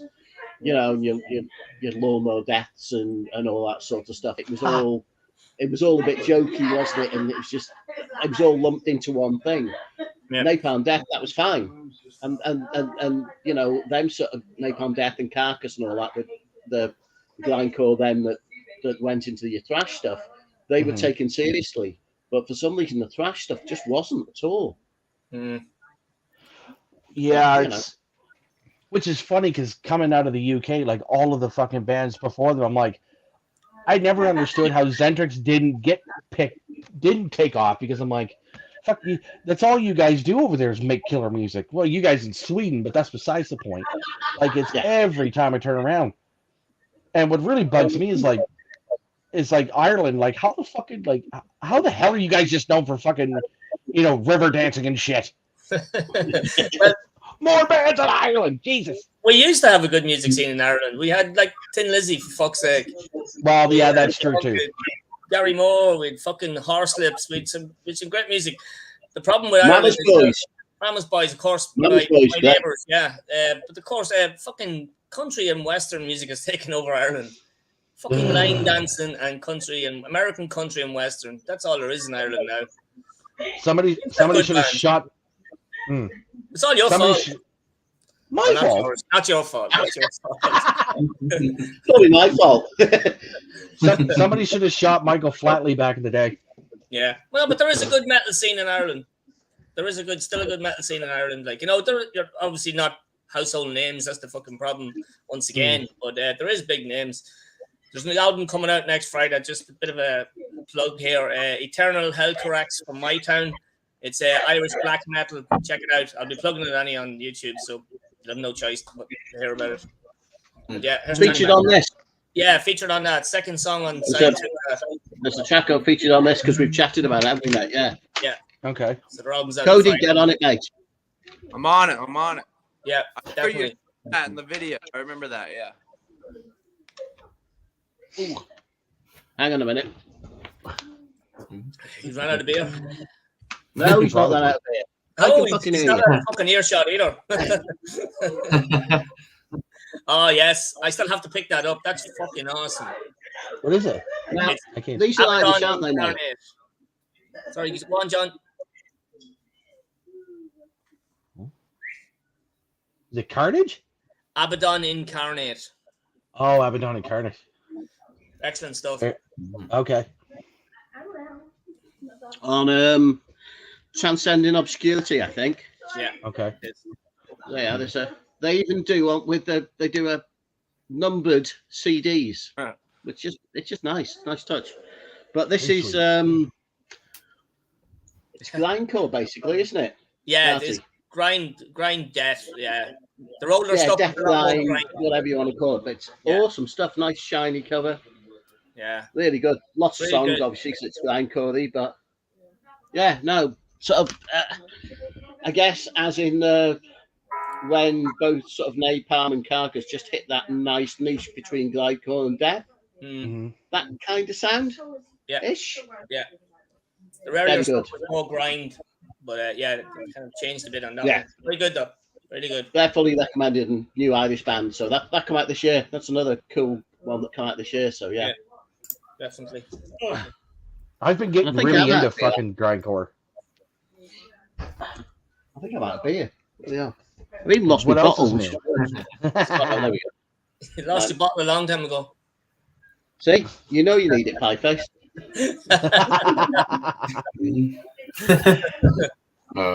Cheers, David Murray. He's just subscribed to me on YouTube, so that's excellent. Me too. Cool. He subscribed to me as well. I saw him pop up. Cheers, Dave. Thanks, mate. I'm gonna take a piss. I'll be right back.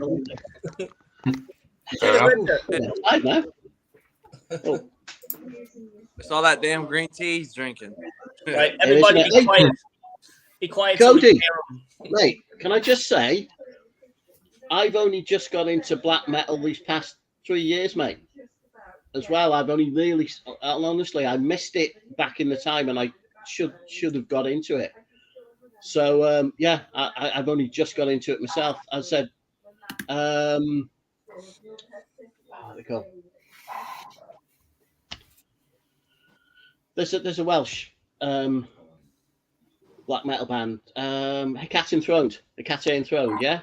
Oh yeah. Actually, a few of the members are from Wrexham, from my hometown, so I'd actually seen them a few times playing, but I didn't, and I knew Cradle of Filth and that, but I didn't get into any of the black metal at the time. I remember looking at Kerrang when they had a 2-page thing about the church burnings and all that sort of stuff with the Norwegian second wave and all that, and I thought, what a shite.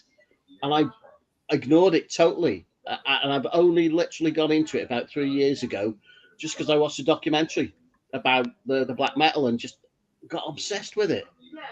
Honestly, it just hit me. You know, you listen to music and all of a sudden you get it. You can listen to it for years and you just think, what a load of shite. That's just noise. And then I just hit something by Mayhem, I think it was, and I just heard it and I went, this is fucking awesome. And I just didn't get it before. But as you say, like now, half the stuff I'm buying is bloody black metal, and it's awesome. It really is good. I prefer the melodic stuff, I must admit. Like that the Stormkeep album, I still keep going back to it. It's awesome. Oh yeah, that's a great album. That Moonlight Sorcery too. I almost just bought that recently as well. That's really top quality melodic black metal. I've got a lot of stuff. It's crazy. I bought a bunch of stuff last week, and none of it shipped until like 4 or 5 days after I bought it from like several different labels. I don't know what was going on last week, but I should have a bunch of stuff coming in this week. But speaking of Welsh black metal, you probably know the album. I'm blanking on the name, but I picked it up, I think, from Nuclear War Now, I want to say. It's that, like the green cover. I think it's like, it starts with a Y, and it's got that like character on the front. Bros or something like that. A split nos. Yes. A split nos. Right. Yeah. I sent that to Marty. That's the one. Exactly. Yeah. I've got that one.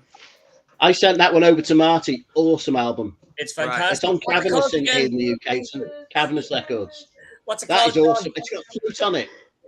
So it's just, the singer plays flute as well, apparently.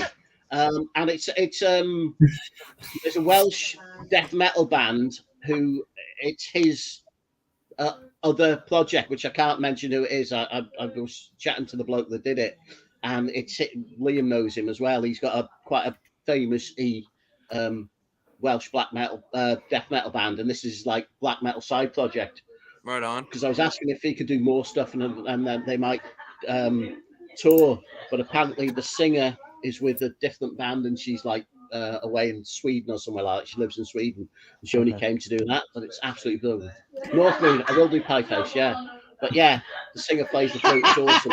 You need to listen to a female version. It's like Holder cross between Jethro Tull, but not, obviously. But yeah, a split nos, mate. Yeah, very cool, but Cody, yeah, nice one, mate.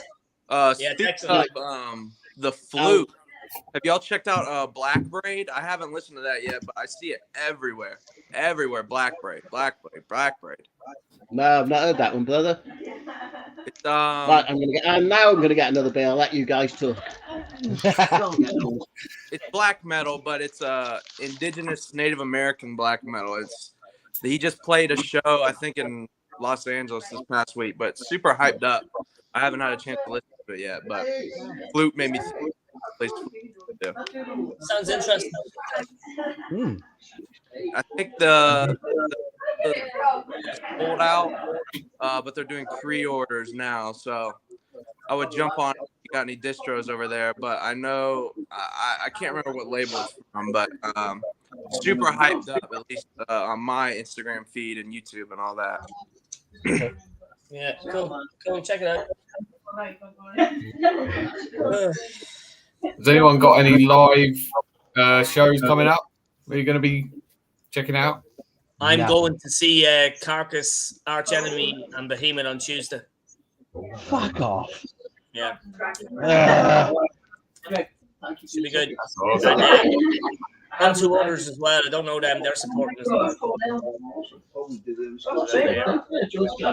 I've got a few shows I'm looking forward to, but none.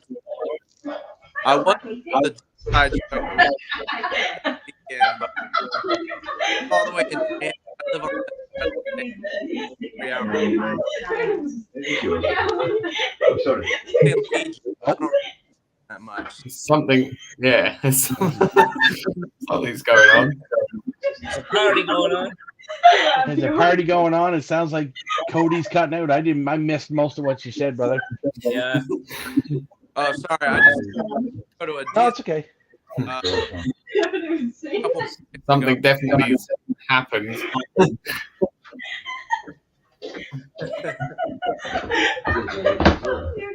They're going for it.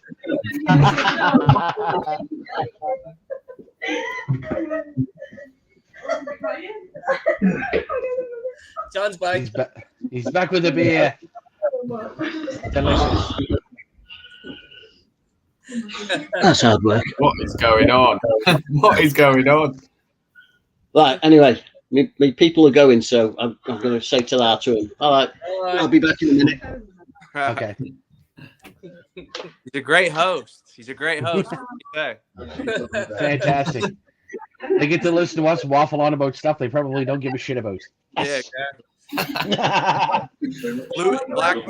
Who gives a fuck? They're trying to drown us out. Yeah. Yeah, exactly. You know where we are.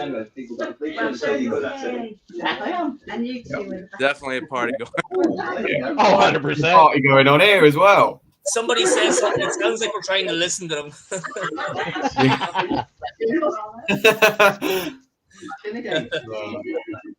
Manowar sucks. There, I've said it. Thanks, John. What'd you say, Manowar or Anthrax? Manowar sucks. Every time I'm on a stream, I try to squeak that in at some point. Right. Oh man. Me and my dad both think Anthrax sucks, so I don't know if that's an unpopular. I saw them live, wasn't into it either. In my mind either. See, they were the happy of all the thrash bands. Like they were just happy. Like they were, yay, thrash is fun. While Slayer's like kill everybody. Right. Yeah. Yeah. Yeah. I'm seeing Anthrax in about 2 weeks. Nice. Who are they on tour with? They're on tour with Municipal Waste. Oh, that'd be a good time. Yeah, it should be. I never really listened to Municipal Waste, so recently I've been doing my homework on them, checking out some of their albums. Got their new album, which is going to be shown on my CD update coming out next week. Picked up their new album and been getting into them quite a lot. Listened to quite a few of their albums.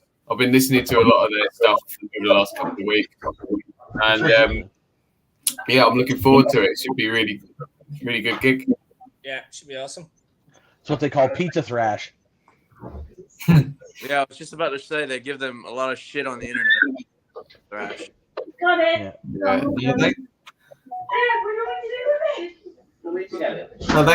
they seem a pretty fun band though.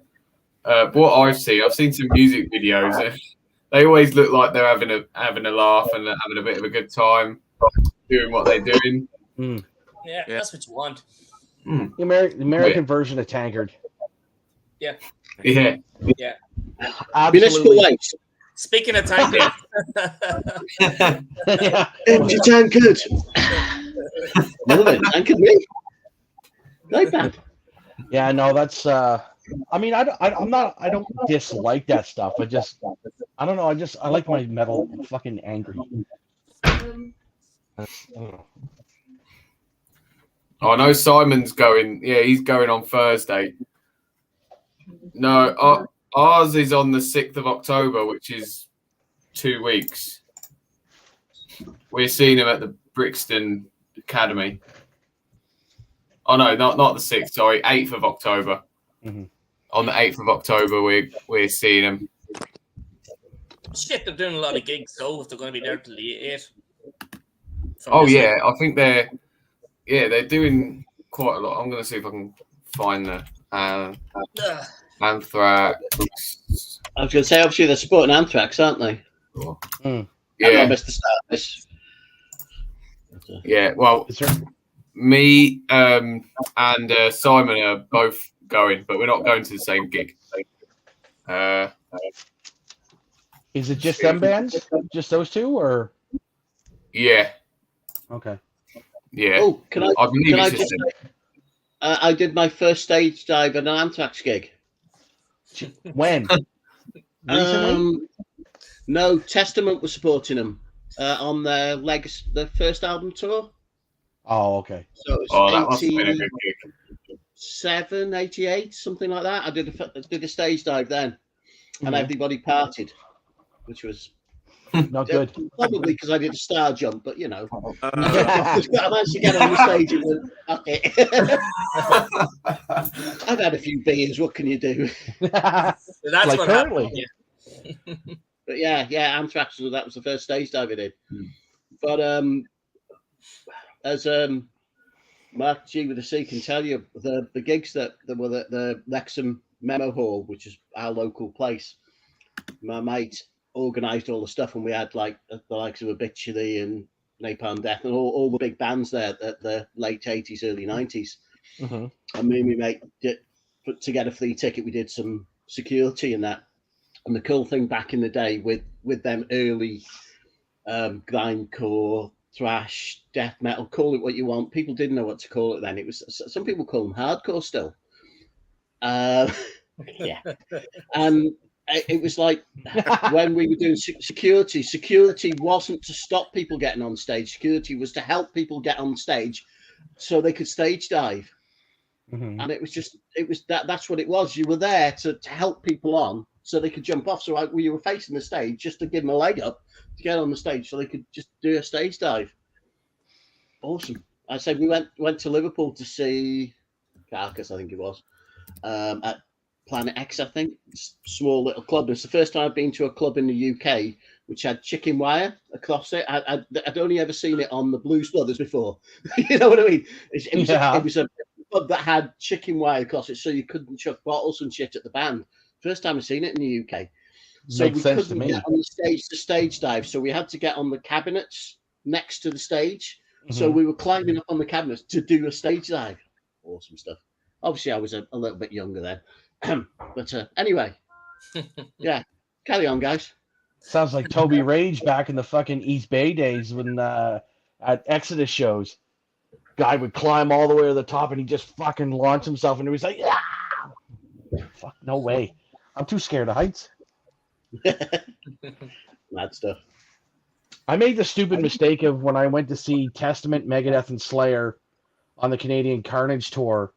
I was the stupid twat that decided to hop in the fucking wall of death, and I'm like, and at the point I sort of knew what it was, and I'm like, what the fuck is going on? And I look up and Chuck Billy goes, go! And I'm just looking, going, I'm fucked. I got demolished. This fucking, oh man, this all, I mean, it was about 6 or so years ago, and I'm like just getting fucking squished by both sides. I'm like, help! It's like I'm dying here. Must admit, I like me hardcore stuff. And X amount of years ago was went to the first actual time that I saw the Donington part when it was download. Yeah. Guns N' Roses headlined the Sunday night with stupid Buckethead, whatever his name is. You know, with all the KFC thing. Oh fuck. Yeah. It wasn't proper Guns N' Roses, so I didn't watch them out because it's not proper Guns N' Roses. So I went to one of the other tents and Sick of It All, you know, for a New York band. Yep. New York hardcore band. Yeah. Yep. That was the biggest circle of death circle pit I've seen. It was in a tent, big fucking marquee tent, and there wasn't much in the middle. It was like just around the edges because everybody was just going around in a fucking huge circle. Wow. Awesome. Scary as shit if you're in it, obviously, you know. Yeah.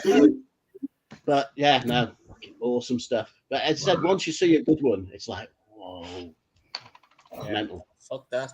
Nothing like some of the footage of shows I've seen down the States, man. Holy shit. I'm like, it's like, y'all are fucking nuts. These massive fucking circle pits, people at Slayer shows diving off balconies and shit. I'm like, what is wrong with you guys? Like, holy fuck.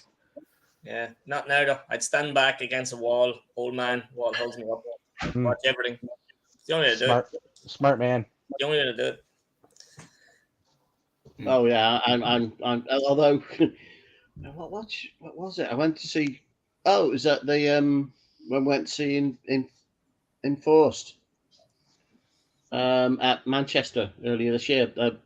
Mark G with the Sea was there, and I got to the front, and it was probably not a great idea. It's only a small little place, and there was quite a bit of a pit in that. And I'm too over this shit. Right, but you can't help yourself. I kind of gravitate to the front. So it's odd. It's music. It does it to you. It was a great crossover band, so it's proper crossover thrash. So it was it's good stuff. Yeah, good it's like band. It's like you want to go and enjoy the show, and the next thing you know, you get a fist in the face. Like, fuck! Let me just watch. Yeah. God damn it! Well, as I said, just did UK Death Fest a few months ago. Not that I mentioned it, obviously. Right. Fuck. And there was certain times where I had to, me and my mate Dave, we had to like move back quite a bit because there was some serious fucking pits. And I mean, you know, full on people going for it, fists and legs and everything. I'm thinking, I can't be asked for that anymore. I may not have done that back in the day, you know, in my 20s, but I'm 54 years old now. I ain't doing it now. Oh yeah, Simon was in there. Baby Led Viking was in that bloody pit for the Enforce gig. Yeah. Wow. Yeah, man, I was paying attention to your Instagram every time you would post an update. I'm like, fucker. Constant word fucker was banded about that those days. Dan Loca says hi, what can I say, Yeah, he's like him.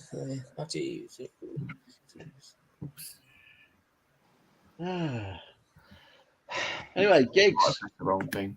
What else are you guys doing? I'm obviously on a bit of a slowdown for gigs for the next sort of 6 months or so, but I've got nothing planned at all. But you guys got anything on? Well, yeah, Cody started to tell us, but we couldn't I could barely hear a word he said. Yeah, sorry. I was speaking up, man. I've got a few coming up, for the fall season, but I was saying earlier I missed the Deicide Legion show a couple weekends ago. It was down in Tampa, and where I live in Florida is on the opposite side of the state. So it's like 2-3 hours. So I just didn't. I don't really like Legion anyway. It's more of a Deicide and fan. So didn't really get into it. The biggest show that I've got coming up now is obviously that Carcass Obituary Amon Amarth show that's going to be down in Florida here the next few months, I think. That should be a big show. But I mean, I'd say Amon Amarth as a headliner, I thought that was blasphemous, honestly. What? Yeah. Fuck. Well, I kind of guess to defend that in sort of a weird way. I mean, technically, based on I'm sure charts and sales, I'm sure Amon Amarth is the bigger band. Yeah. Even though we would sit there and be like, well, fucking Carcass is like better, or even fucking Obituary, right? Yeah. But I guess do cards maybe not travel well to certain countries? Is that the thing? I have no idea. Because I know that last album sold quite a few. Yeah. I mean, like Carcass is on the bottom of the bill. I'm going to on Tuesday, like with Arch Enemy on top of the bill. Like, so I like Arch Enemy, but yeah, exactly. That's fucking crazy. Arch Enemy is fucking headlining over fucking Carcass and Behemoth. Yeah, it should be flipped that fucking gig. Yeah, they're all good bands, but you can imagine that. Yeah, it'd be awesome gig. I don't fucking get that. I think that's the stupidest pile of shit I've ever heard. Honest to fucking God. Like Nuclear Blast sales. I think Behemoth are on Nuclear Blast now as well, aren't they? And they're all on Nuclear Blast, aren't they? Yeah. Oh, no, wait. No. Arch Enemy or not? I think they are, yeah. Or are they? I don't fucking get that. No, you're right, Josh. They're not. They're on Century Media. Arch Enemy. The new one, Century Media. Can I nip in and have a bit of a rant here? Another one. Bands that shouldn't be above other bands. Ask Trevor. He's the right thing. Yeah. Go on, then. Is anybody here fans of Lamb of God? Yeah. No. To a point. Right. To a point. Go on, then. Fire away. When I went to Manchester to see the final Slayer tour, yeah? Mm-hmm. Headlining, obviously, fucking Slayer. Mm-hmm. After them, Lamb of God, then Anthrax, and then Obituary. Now, can somebody tell me why the fuck Lamb of God were above Anthrax and Obituary? Is that the same thing? It's got to be record sales. It is based on record sales, which as much as whether we agree with it or not, that's the worst part. That's why I get so pissed off, because I mean, I like Lamb of God. Do I like Obituary more? As of the last 5 or 6 years, yes. But hey, who ever would have thought that Megadeth was direct support for fucking Five Finger fucking Cunt Punch? Why? Oh my God! And I'm not a big fan of Dave Mustaine over the last several years, but I'm sorry, Megadeth fucking blows them clean off the stage. But well, it's their tour. They invited Megadeth. Fuck off with your bullshit. Jesus Christ. Yeah, I'm not sure how anyone could invite Megadeth, really. Unless you're like Black Sabbath or something. Yeah, I can't see Dave Mustaine going for that unless he needs the money. Seriously, do you think Dave Mustaine would want to play underneath? Yeah. Five Finger Knuckle Punch. Yeah. Five Fingers headlining and fucking Dave is on before them. I know. I bet you it's because he fucking sat there and shit all over fucking Judas Priest guitar tech. That's what it was. Oh. Dave, just shut up and play guitar. I have seen Five Finger once, by the way. I saw him live. But don't be telling us that. Were you depressed? No. It's all right. I'm going to tell you the sport, and then you're going to tell me that's even worse. Who they was she? Supporting Avenged Sevenfold. Yeah, fuck them clowns too. Josh, you a fan of Avenged Sevenfold? I don't mind Avenged Sevenfold. Yeah. I only like them for Sinister Gates. I think Sinister Gates is really awesome guitar player. We only went to see him because I'd seen them actually supporting Stone Sour a few years ago with Hell Yeah. And obviously Hell Yeah was great. It was very odd. I went with the missus and Avenged put on an awesome show. It was the Nightmare tour. And they had they had the full thing. So they had a graveyard. Mm-hmm. And to me, they were awesome. That you know how they were actually better than Stone Sour. And I must admit I like Cody's voice a lot. I think he's a very good metal vocalist. I know that people shit over them and Slipknot, but I think Cody's voice, the range that he's got, is awesome. I really like him as a vocalist. But Avenged were great, and they're like a glam band, if I'm honest. His voice is very Guns N' Roses-y, and they put on a show, just the same as Rob Zombie puts on a show. Whether you like the music or not, they put on a metal show or the rock show, whatever you want to go.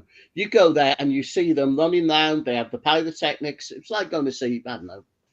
Yeah, I mean, or somebody like that, someone that puts on the show. You can't not like the show. So after seeing Avenged put on a great show, I went to see them headlining it because Stone Sour headlined. I went to see them with Five Finger Death Punch supporting them, and Avenged went half as good because they didn't try. They'd got to headliners and didn't try. Yo, Mr. Beast. Yo, salutations. Hello, sir. Wonderful. But yeah, they didn't try. They got to headlining status of Avenged Sevenfold, and they just didn't try. They ran around in jeans and t-shirts.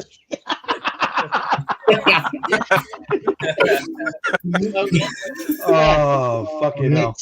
It's like, I don't know. Anyway. Come on, stream, you beautiful bald bastard. Yeah, does anybody else want to talk? Sorry. I mean, Avenged Sevenfold's okay if you like watching a fucking Metallica fucking rip off. Jesus Christ! With Axl Rose singing, I'll have you know. Guns and Metallica, yeah. When they put out that song, "This Means War," I listened to that and I'm like, God, sad but true. Fucking fight me. I used to argue with my old guitar player a lot. He's like, man, Avenged Sevenfold, best band ever. I said, no. He's like, why? I said, they're shit. I wouldn't even go that far. Best band ever. No. Cody's like, fuck. I never listened to them. Never had need to. There's enough bands out without looking for them. So. Fair enough. They're not bad. I'm not saying they're bad. I don't know. Right. But as I said, I saw that one show and they were awesome. They put on a proper show, had a full set. They worked the crowd. It was the Nightmare tour, so it was a lot of early stuff as well. Yeah. I think they just lost the drummer. Something to do with that. Didn't the drummer die or something like that? So yeah. A lot of shit for that. So they were actually going for it. And I'd love to see a band that's emotional and they're going for it. And they were really good. But I said headline and they were shite. So I've not bothered since. So there you go. I never understood that when a band's like opening in sort of mid card, they're fantastic, but they get the heads. It's like, aren't you trying to get to the headlining set? Like, aren't you supposed to kick ass when you're headlining? I don't know. As I said, it's almost like Royce in the house. Maybe the Metallica thing. You get too big and just don't try. To be honest, last time I saw them, they did try a bit. So Could have been. It could have been a fucking. It could have been anything at that point. Could have been. Someone could have been sick. Who knows? Fuck. Yeah, I saw Metallica a couple of years ago with my dad actually in Alabama, and obviously he had seen them quite a few times in the 80s and 90s. And after the show, he was like, "I don't even recognize that band. I thought it was a shit show," and he thought it was. Yeah, we were not impressed, honestly. They're not the same band you like, Cody. I saw them on the Justice tour with Danzig, and that was good. I like Newsted on bass. I could actually hear them live, unlike the album, obviously. And they were really cool. They were very good. They were tight, but they were obviously just getting there. They were just hitting it on that album. So as far as I'm concerned, that was like, I have seen them a couple. I did see them on the last tour. I took Mrs. Max. She'd never seen them before. And I'd not bothered since I didn't buy the Black Album, and I hadn't bought a single album after that. But I don't mind. The last one, I don't know whether I'm getting old. They're not the same band. No, they're definitely not the same band as they were then. No. But to be honest, when I saw them at Manchester this last time, I actually enjoyed it. It's a full show, and as I said, they were supported by Ghost, who obviously everybody hates, and I thought they were okay. They're not a heavy metal band, obviously. I like the first record. Yeah. But the early stuff's great, but as I said, as a show, them and Metallica, they fit quite well. You know what I mean? It's like my missus enjoyed it. It was not too heavy, it was not nasty, horrible, heavy metal-y. It was okay. It was a good show. But is it metal? I don't know. Yeah, I enjoyed it. Sorry, mate, go on. So that comment... Sorry, Rod, go on. No, you go. No, I was just going to say I seen Ghost with Metallica at Slane. It's probably around the same time as the last album tour. Like, Ghost were great, but they come out with fucking saxophones and shit, and it was just a bit weird, but it actually sounded all right. Do you know what I mean? They were good live. I don't think I'd buy any of their stuff. I don't have any of their stuff, but I've seen so much of it on TV and YouTube of the videos, and some of it's fucking corny as fuck, so I wouldn't buy it. Oh yeah, Trevor, go for it. Rant. That fucking...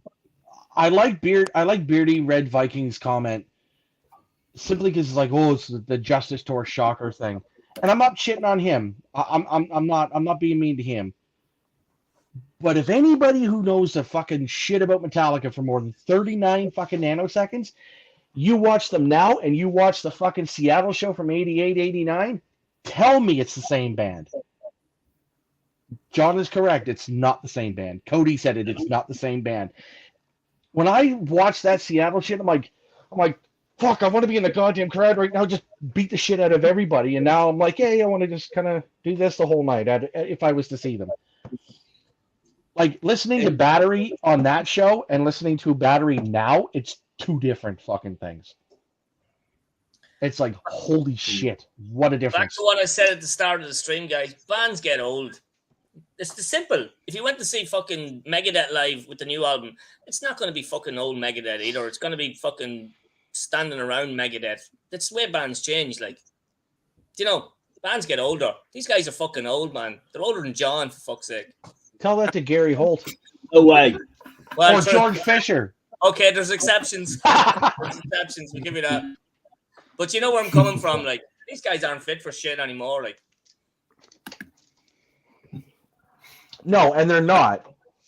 I mean, James can still downpick better than most.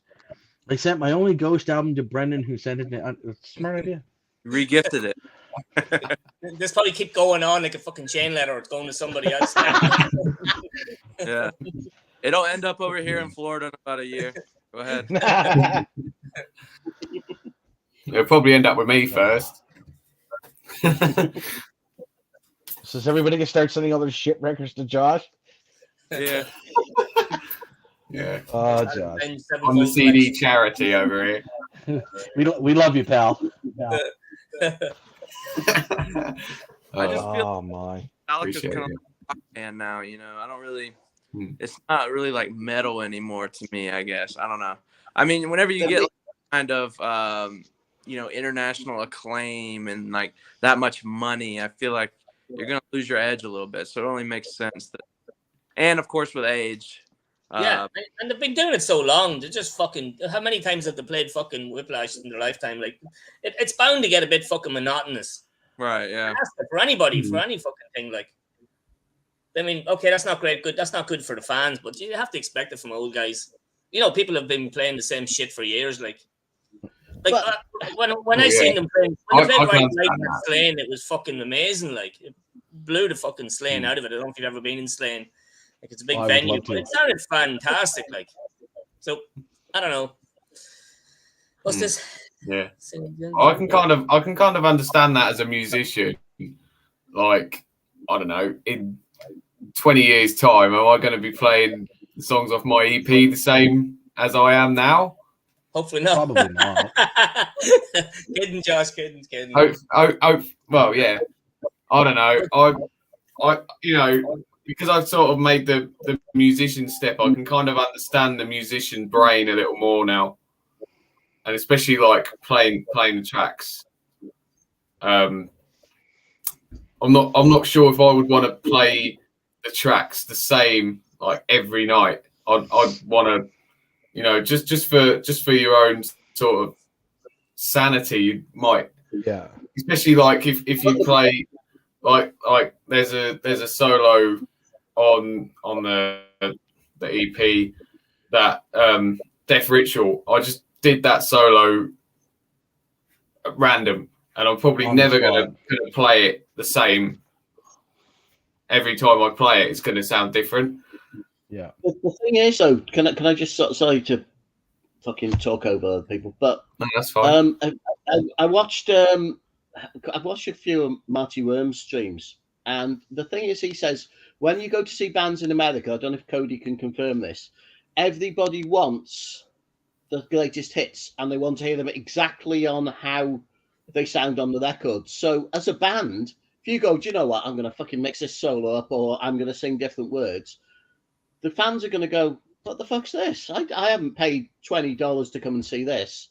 Right. I don't know if Cody was saying the same, but this is what Marty's saying. He said, so the trouble is, all you do, whenever you go and see one of the older bands, you just get a greatest hits from that tour, because they're worried that people aren't going to want to hear the new stuff. So it must be really hard as an artist. I don't know. I can't fucking play the bottle. I'm not musical at all. I can't even fart in two different tones. You know what I mean? But it must be so hard as a musician to create something that's like you've just created this EP, Josh, and for you to finally go, that I'm going to take this on stage, and you go, I'm going to mix this about, and someone in the crowd shouts, that's fucking shit. You don't play it like that on the album. It must be so fucking hard to try and create new stuff over and over again. And when people say, oh, I want to hear new stuff by that band, well, we all do it. I'm sorry, I do it. I see a band bring an album out. Oh, great, they got new stuff. But when I see them live, I go, well, why didn't you sing that song off the first album that I fucking like? Yeah. And you go back and you go, that was a shit show. They didn't play the song off the first album that I like. No one else likes it. But so it must be so fucking hard. Well, yeah. I just want to apologise to Simon there.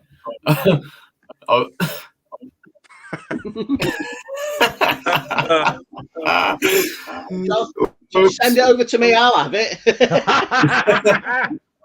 Put it in with Nathan's Ghost album.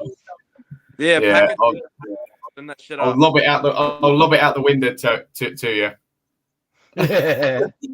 Yeah, it'll actually be a good VCLT to fuck some album around to everybody and just see how far it goes. Send them Just to put it in the post office and see where it goes to. Just do a video about the one CD. Yeah, I've now had this CD. Yeah, I think it's shit as well. So I'm now going to send it on too. Yeah. Now that's a thread. Yeah. That's an idea. Yeah, Kirk Hammond is the master of fucking up his own solos, isn't he? Yeah. Boy. Yeah, he doesn't play solos how he used to on the record anymore. But I mean, kind of going back to that about the, you know, I guess with like, especially older bands, when you've got a massive discography and there's only a certain amount of songs you can play. There's going to be a lot of songs that are going to get cut. There's going to be songs that you almost have to play at every show. I kind of prefer it when these older bands, they put a song in that they might not have played for quite a few years, and they just put it in the rotation of that song. You know, they normally have a rotation song that kind of pops in, pops out, almost like a deeper cut song that they play occasionally. I always like that when they do that, because you're never expecting it. Yeah. I mean, I was just going to say, talking like, has anybody been to somewhere and saw a live band that just blew away that they knew nothing about? Have you been to a gig where, say, the support act came on and you go, what? And they really blew you away and you knew nothing about them? For me, as I said, Codi will appreciate it. I went to UK Death Fest. Seth, French black metal band. First band of the weekend. I wasn't expecting much. I'd only had 2 beers, so obviously I wasn't as lucid as now. Yeah. Standing there watching them, it was at the Underworld, which is the second of the size of the gig. So we had Little Club, Underworld, good size, and the main one, which I can't fucking remember. So it was at the smallish one, watching a bit, and it just blew me away. Honestly, the dude had this fucking big cloaky thing on his head. They all had the full face paint and the corpse paint on, and the melodic black metal they produced was awesome. I just, you sometimes get mesmerized by a band. Absolutely awesome. I knew nothing about them. I hadn't heard of them. Well, no, I'd heard the name, but I knew nothing. So I just went to see them. I said, Dave, can we go and see them? He went, yeah, whatever, mate. First band on. There were others, but I'd not heard of them at all. But I'd seen the name. But yeah, is anyone that you've seen recently that just blown you away? I seen Mircore, the jersey you were wearing the other day, John, the shirt you were wearing the other day. That Dave gave you, Mircore. I didn't know who the fuck they were. They were supporting Epic, and they were just fucking so weird. They blew me away. It was just like mesmerized. Oh, yeah. It's because it's a mixture of black and folk metal. And you have to excuse the shirt because it's a double XL and I'm a medium. So yeah, there you go. It's like a child's duvet cover. It is. It's a fucking tent. Yeah. All right, boys, my phone's dying, so I'm going to duck out, but I'm going to try to join in and just kind of watch you guys babble on as usual. Cheers, Trevor. Right. Pleasure's always, mate. Appreciate you coming on, Trevor. Thanks, buddy. See you later, dude. Bye. See ya. David Muddy's like, so what amazing live.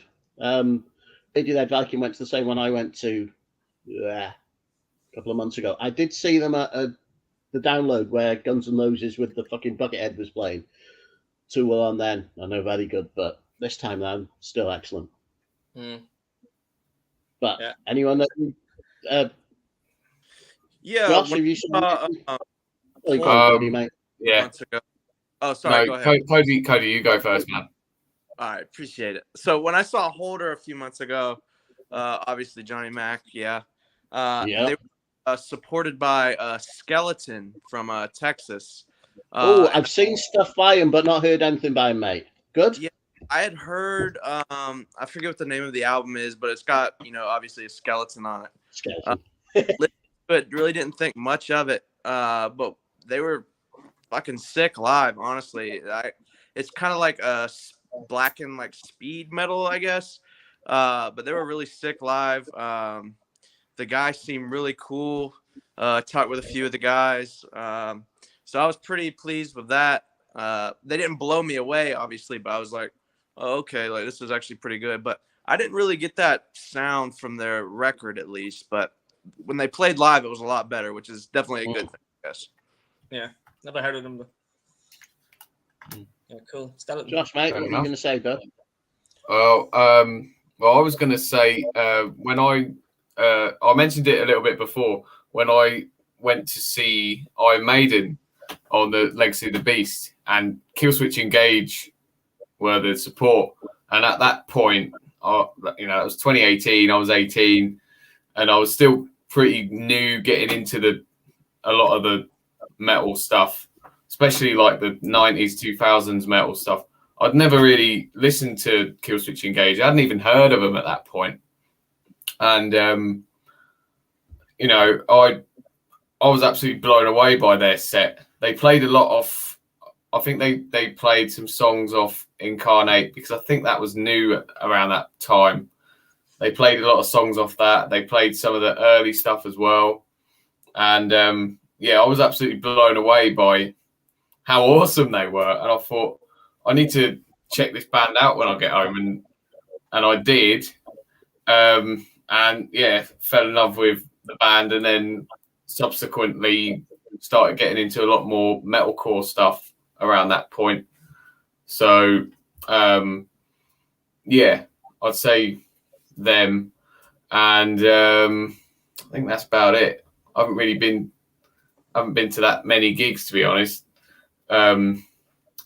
But I am going to, as I said, the Anthrax one. And then well into the future in April, I'm going to go see Cannibal Corpse with Dark Funeral and a couple of other support bands that I've never listened to. So I'll be checking all them bands out and seeing whether they'll blow me away or not, like Killswitch Engage did. I've got a feeling that probably, but that should be a good show with Dark Funeral and Cannibal Corpse. Yeah, it's a shame they're not coming to Ireland. I would have loved to see Cannibal Corpse. Yeah, might have to go over and stay in Johnny Mac's house. Yeah, do you know what? I don't know if I've ever seen Cannibal Corpse before. They've played. Oh, see you, man. They've played, obviously, but I don't know if I've seen them. Like, I'm sure I saw Macabre, and we've seen Massacre, but I don't think I've seen Cannibal Corpse. It's weird. I must admit, I only have one album by him. I've only got The Bleeding by him, but I don't think I've seen him. But I might have done. I was probably drunk if I did. But for the first time over the summer with 200 stab wounds and sang Sugar Bog, that was a fucking sick show. Super. Yeah, I'll bet. 200 nice awesome live. So is sang Sugar Bog. First time I ever seen Cannibal Corpse as well, and they were great as usual. There's an invite. Yeah, no problem, Si. Happy days. You can stay at Simon's house. Yeah. Just invited you. Happy days. I'm on the way. Pop down to mine for the Blue, mate, when you do. I'll go on a tour myself. Yeah. just jump in the tour bus. Trevor Hickey's in the comments. Yeah, there you go. I've seen him. All right, Trevor. I haven't talked to you in a while. How's things? Pie Face only got one Cannibal Corpse album. It's not like him. Yes, I have. Only one. What? I've only got one. I only need one. Surely. Which one's that? To be honest, I don't think I have it. I got The Bleeding, and that's the only one I picked up. I figured I didn't need any more. I don't know. They always seemed, for me, they all sounded a lot of the same stuff. They weren't different enough for me. I don't know. I guess I know there's different vocalists, and perhaps I should get into them more. But I got The Bleeding, and I went, yeah, I like this album. It's good. But I've never felt, oh, I need to get another one, or I need to look back at them. Maybe I should. I don't know. Yeah.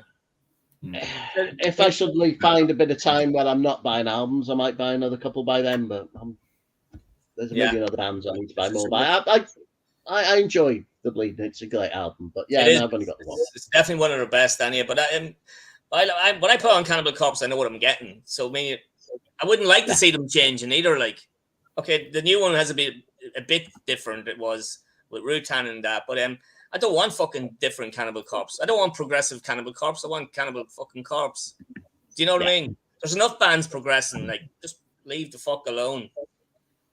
It's old school, but fuck it. Old school is good school. Do you know what I mean? Well, I said it's the same with that new Bloodbath album. That's what you want. It doesn't sound aggressive or anything different. Okay, obviously you've not got Acapella on vocals. You've now got Nick Holmes, and he's been doing it for the few albums anyway. And it's probably his best one. The vocals are the best I've heard him. It's recently. Awesome. Savage it's album. a very good album, as I said. And I'm a mega Paradise Lost fan, and I like the last Paradise Lost album was my album of the year when it came out. I thought it was absolutely stunning, and I like his cleans. But it's nice to have him back doing the death vocals again. Yeah, absolutely he sounds fucking great. I couldn't believe that when I saw that.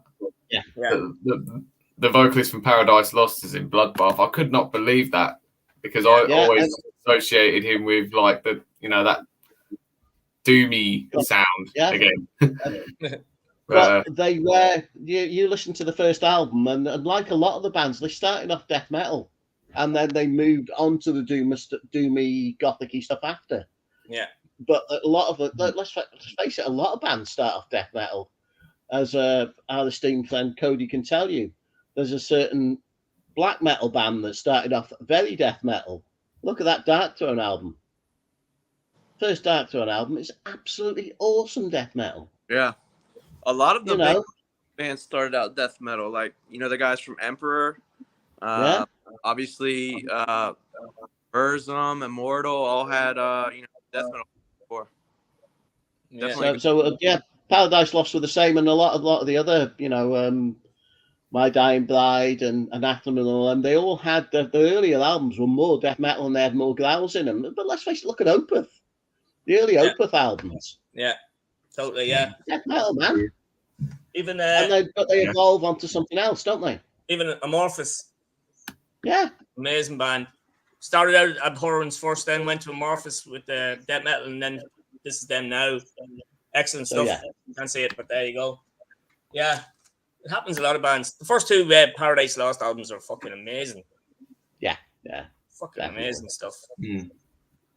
The only Paradise Lost I'm familiar with is that first one. That first one was sick. Oh, it's fucking amazing. The I can't remember its name, but I watched it on YouTube, and the vocals are just insane live, just insane. Oh yeah, going together. Yeah. Nick Holmes has always had an excellent death growls. Yeah. Same as Acapella. But they all some of the death metal singing was awesome, but they just moved on. And as the albums go on, you find less and less growls, more and more cleans. I guess, but it's back to what we were saying, how bands are getting older and more mature, and you can't do it with your throat. So some bands, some vocalists just can't keep doing the death growls all the time. Yeah, you've just got. I like seeing Marty. Look at him looking through his collection. Bless him. I don't fucking find the album. It'll wreck me head. It's under P. Fuck it. If it's just called Paradise Lost, I'm going fucking shit. Lost Paradise, it's called. Ah, you fucking dick. Why didn't you say that when I'm fucking walking? Love that cover. Oh, yeah, sorry, mate. Fucking hell. Fuck this exercising. Yeah, that's a fucking... Make a robot that makes all the albums come to you. Yeah, that's it. To be honest, Marty, I've got it to hand here on CD, but I just didn't want to pick it up. I thought you needed the exercise, mate. All right, John, I don't want you to spill your drink. I finished it. I'll get another one in a minute. How long are we planning on doing this for, boys? Many beers in your how long we've been going for nearly 2 hours and 20 minutes. And there's still people in the chat, so if there's still people want to, I don't know how you guys, I can do another half an hour or so if you're all right. Yeah, there's Paul asking about Gamma Bomb. Do you like Gamma Bomb? They're thrashy, aren't they? Crazy. From Northern Ireland. Yeah, all right. Good band, good trash band. Don't mind. Yeah, I like good them. thrash band. Yeah, good fun. Marty Lost in Paradise. Fuck you, Simon. 2 hours later. Yeah. I ain't fucking going for a Gamma Bomb album. Don't care. What have you got on the A's? What's at the top? This is like fucking, what do you call that quiz? What have you got? Acid Rain, ADX, Anthrax, Alice in Chains, After Forever, Arion, Audioslave, Amorphous, Autopsy. Fuck yeah. Oh, talking of which, new Autopsy album coming out soon. It's out Friday. Obviously, Josh doesn't like it because it's a bit too doomy, but Cody, are you up for that, mate? Do you like Autopsy? Yeah, I like what is the like severed something? I like that one. Severed Survival. Yeah, Severed Survival. You know, I'm kind of with Josh in the camp that when it gets a little too doomy, I kind of lose interest. But you know, I can handle it in you know, spades, I guess. Yeah, it's coming out Friday. I'm looking forward to it. Fantastic cover you as got well. a pre-ordered, mate? Yeah. Marty, you got a pre-ordered, buddy? I have to, yeah. The best death metal band ever, Mark G with a C, and he's not wrong. I'd listen to that with Chris Reifer. He's fucking amazing. To say no, it is weird seeing them live because obviously he's the drummer. Yeah. So he's at the back. Now, you'd think it makes sense. You know, like when you see these old TV shows, the 60s band, where they put the fucking drummer at the front for some random reason that no one knows. It would make sense to put his drum kit at the front so you can see the vocalist. Because if you're at certain angles, the drummer's at the back and you've got like two guitarists and a bassist, yeah? You can't see the drummer all the time, so you can't see the vocalist. It just seems like a weird thing for the gig. Because I was talking to my mate Dave, and he went, "Yeah, I've never liked Autopsy because you can't see the singer." Yeah. Oh, okay. But musically, fucking awesome. You can't fault them. Absolutely brilliant death metal. Yeah, they're brilliant. Yeah. But yeah, no, new album should be awesome, and they sound awesome live. It's just weird because you can't see the singer. Yeah. There's Paul. Anyway, fucking awesome. I did actually listen to a little bit of early Autopsy. I think I did listen to a couple of songs off that album. Yeah, first two albums, Josh, worth checking out. Definitely worth checking out. Put them on your death metal list, man, because they're classics. They're classics. Yeah. Awesome. Yeah, I'll definitely. Send him for some Zentrix. Fuck off, because it's at the far side of the room. It's not even on this side. You fucking shite. It is at least. But yeah, new Autopsy should be good. Trying to think of anything else coming out that's going to be interesting. Cody, what about this album? Have you heard this album? You guys. I've been plugging this all evening. Have you heard it? A to Z. Oh no, not that again. Oh yeah, the Madagascar soundtrack. Yeah. Oh, fuck's sake. Marty. I'm gonna have to give that check back to the band. Fuck. Nobody wants to buy it. That's the first time I've heard it being called the Madagascar album. That's gonna stick in the head now. That is. Yeah, it's great. That is one of the things that this stream's going to get remembered for. Madagascar album. Yeah, well, hopefully somebody listens to the fucking thing.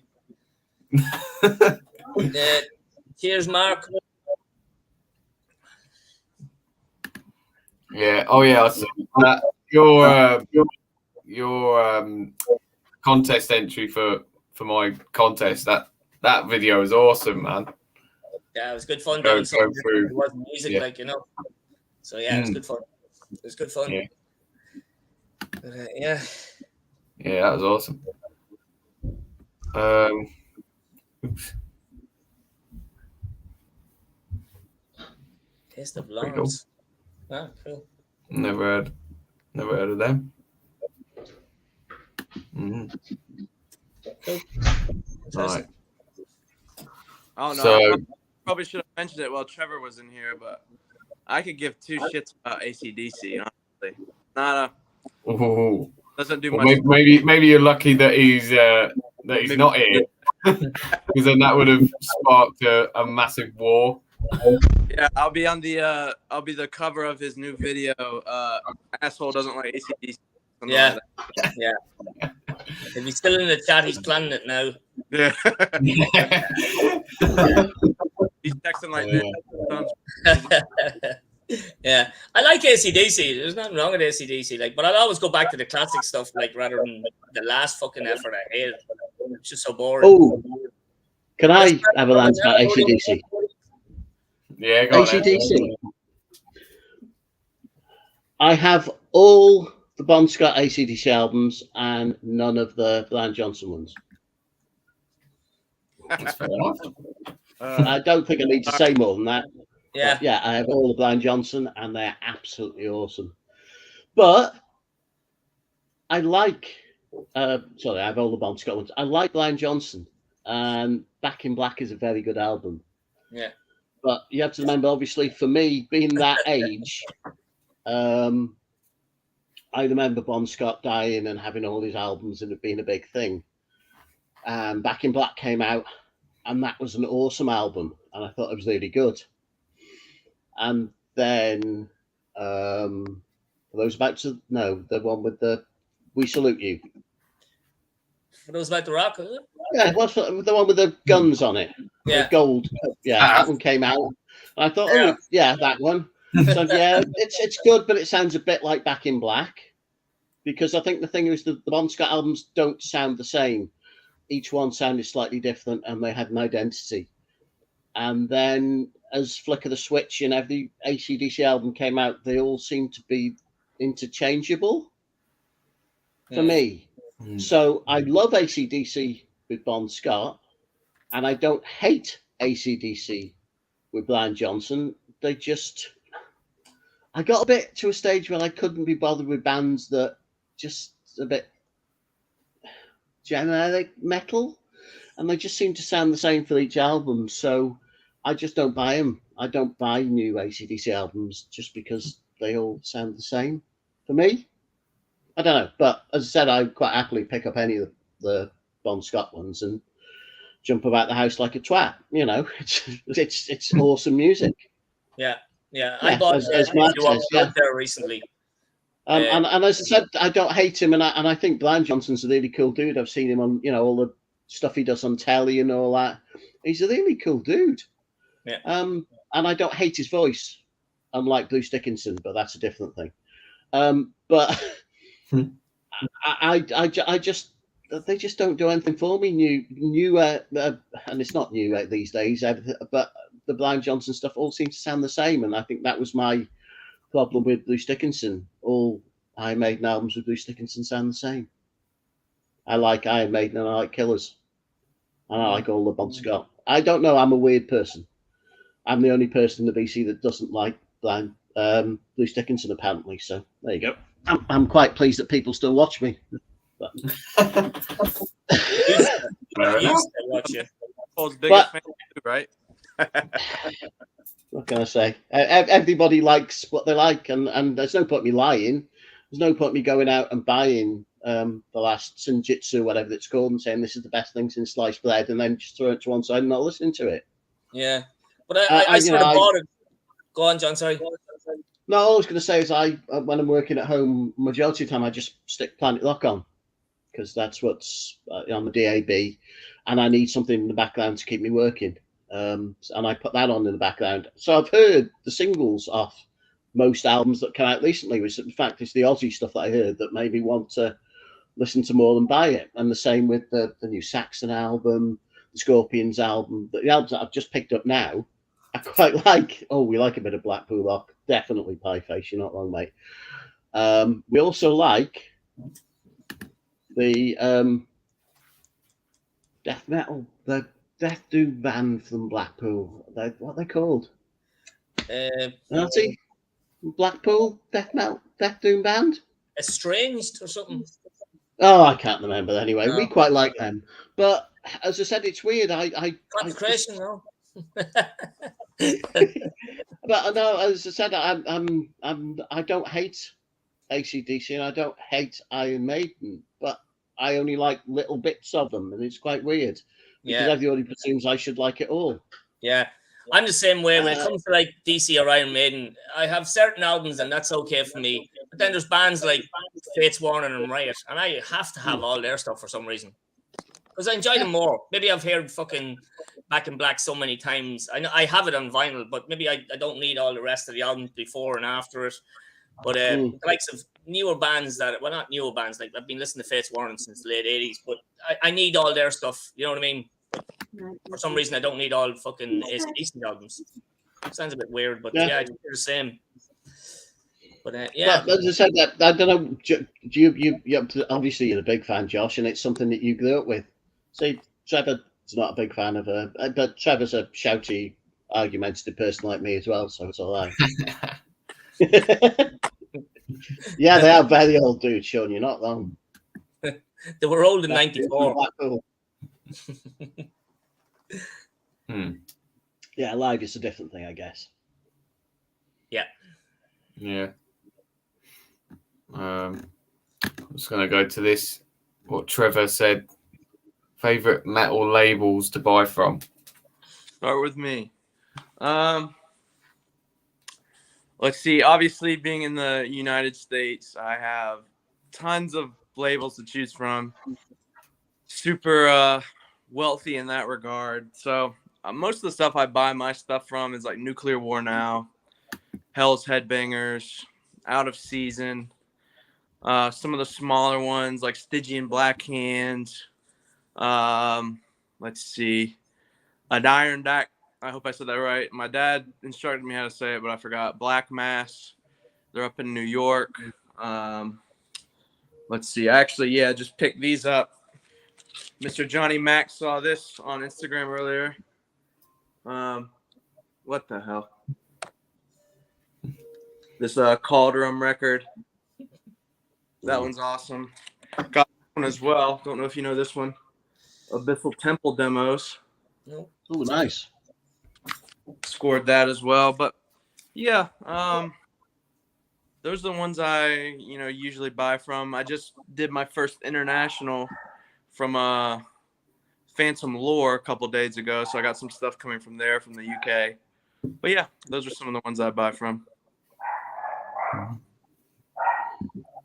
you want to go next, Marty?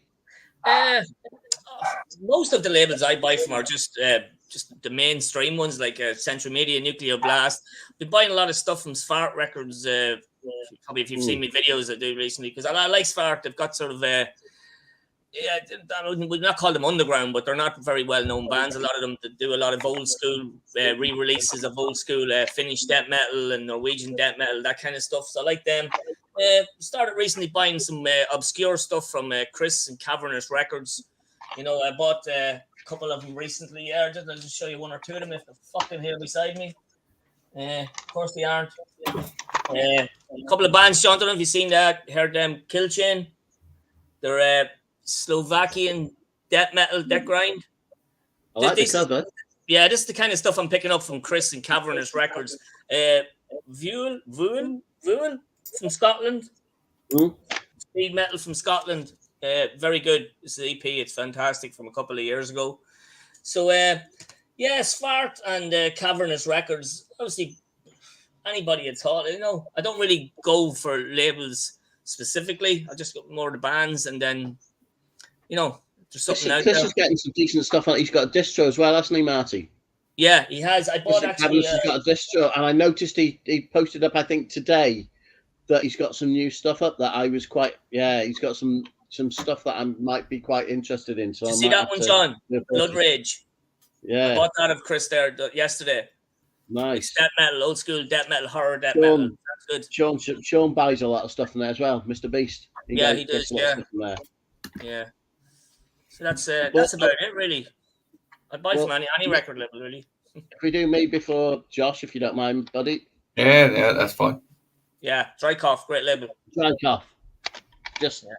I think your dad's got a load of them, Codi.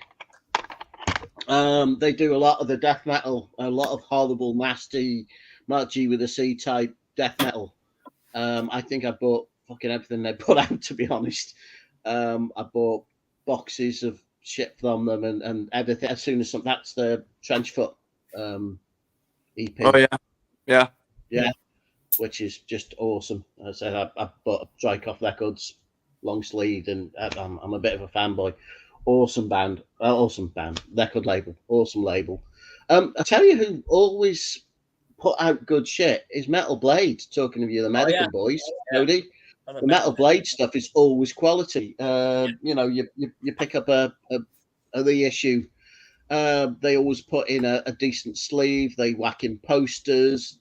The quality's always good. So you know, if you're going to buy something that's on Metal Blade, you know Metal Blade is going to be good stuff. $20 spinner good as well.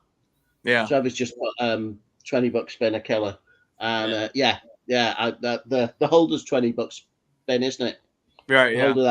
Yeah. Holder do $20 spin. There's a few other stuff I picked up over there yonder, which obviously you can't see, but it's over there.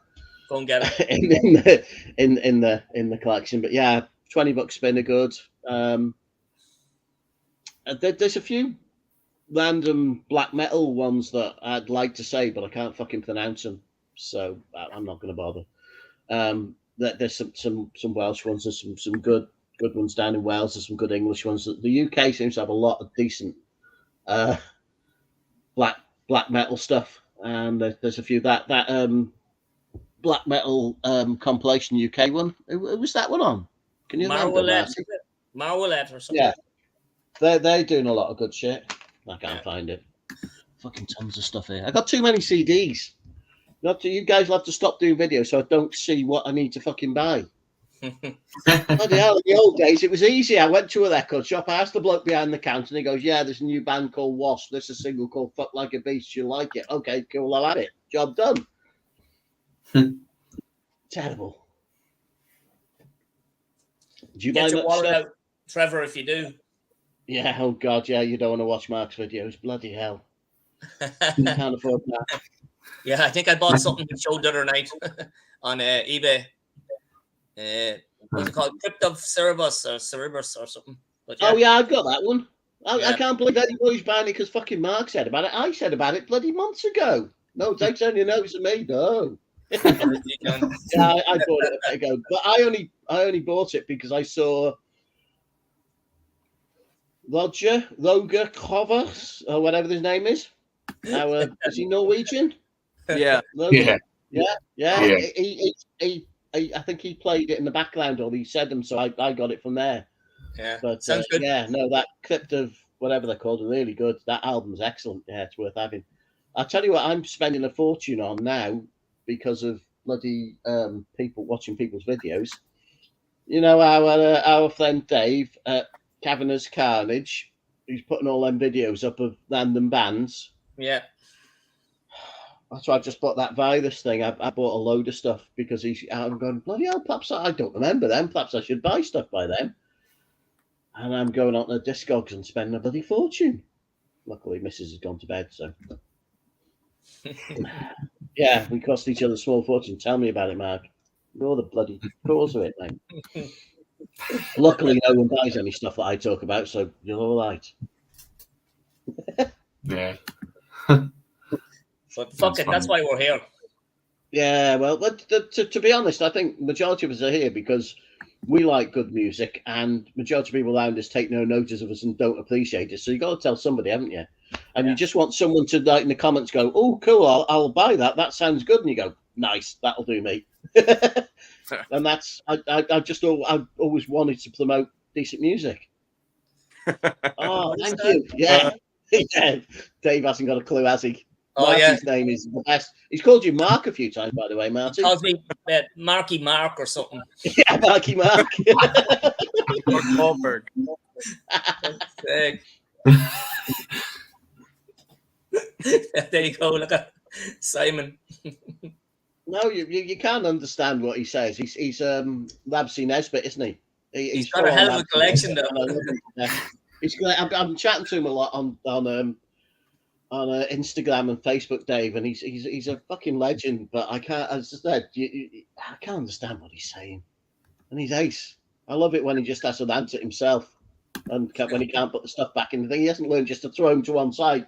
I get an album, I chuck it on the floor, and I put it away later when there's no fucker watching. Instead of going fucking get it there. That didn't look good, did it? I hope no one's going to cut that and put it in a video somewhere. Anyway. Yeah, schoolboy. I've actually listened to that album. That's a great I album. thought it was pretty good. Yeah, I thought it was pretty good. Yeah, is that the latest one? Yeah. Yes, that is excellent. Was that this year then? Or was that last year again? Might have been last year, actually, I think. Yeah, I enjoyed that one. Yeah. I did like it. Well, you know me, I like the fast-paced songs. The Nameless Elite, I think that's probably my favourite song on that album. Really, really enjoyed that one. Yeah, it's a great album. It is a really good album. Good band. So yeah.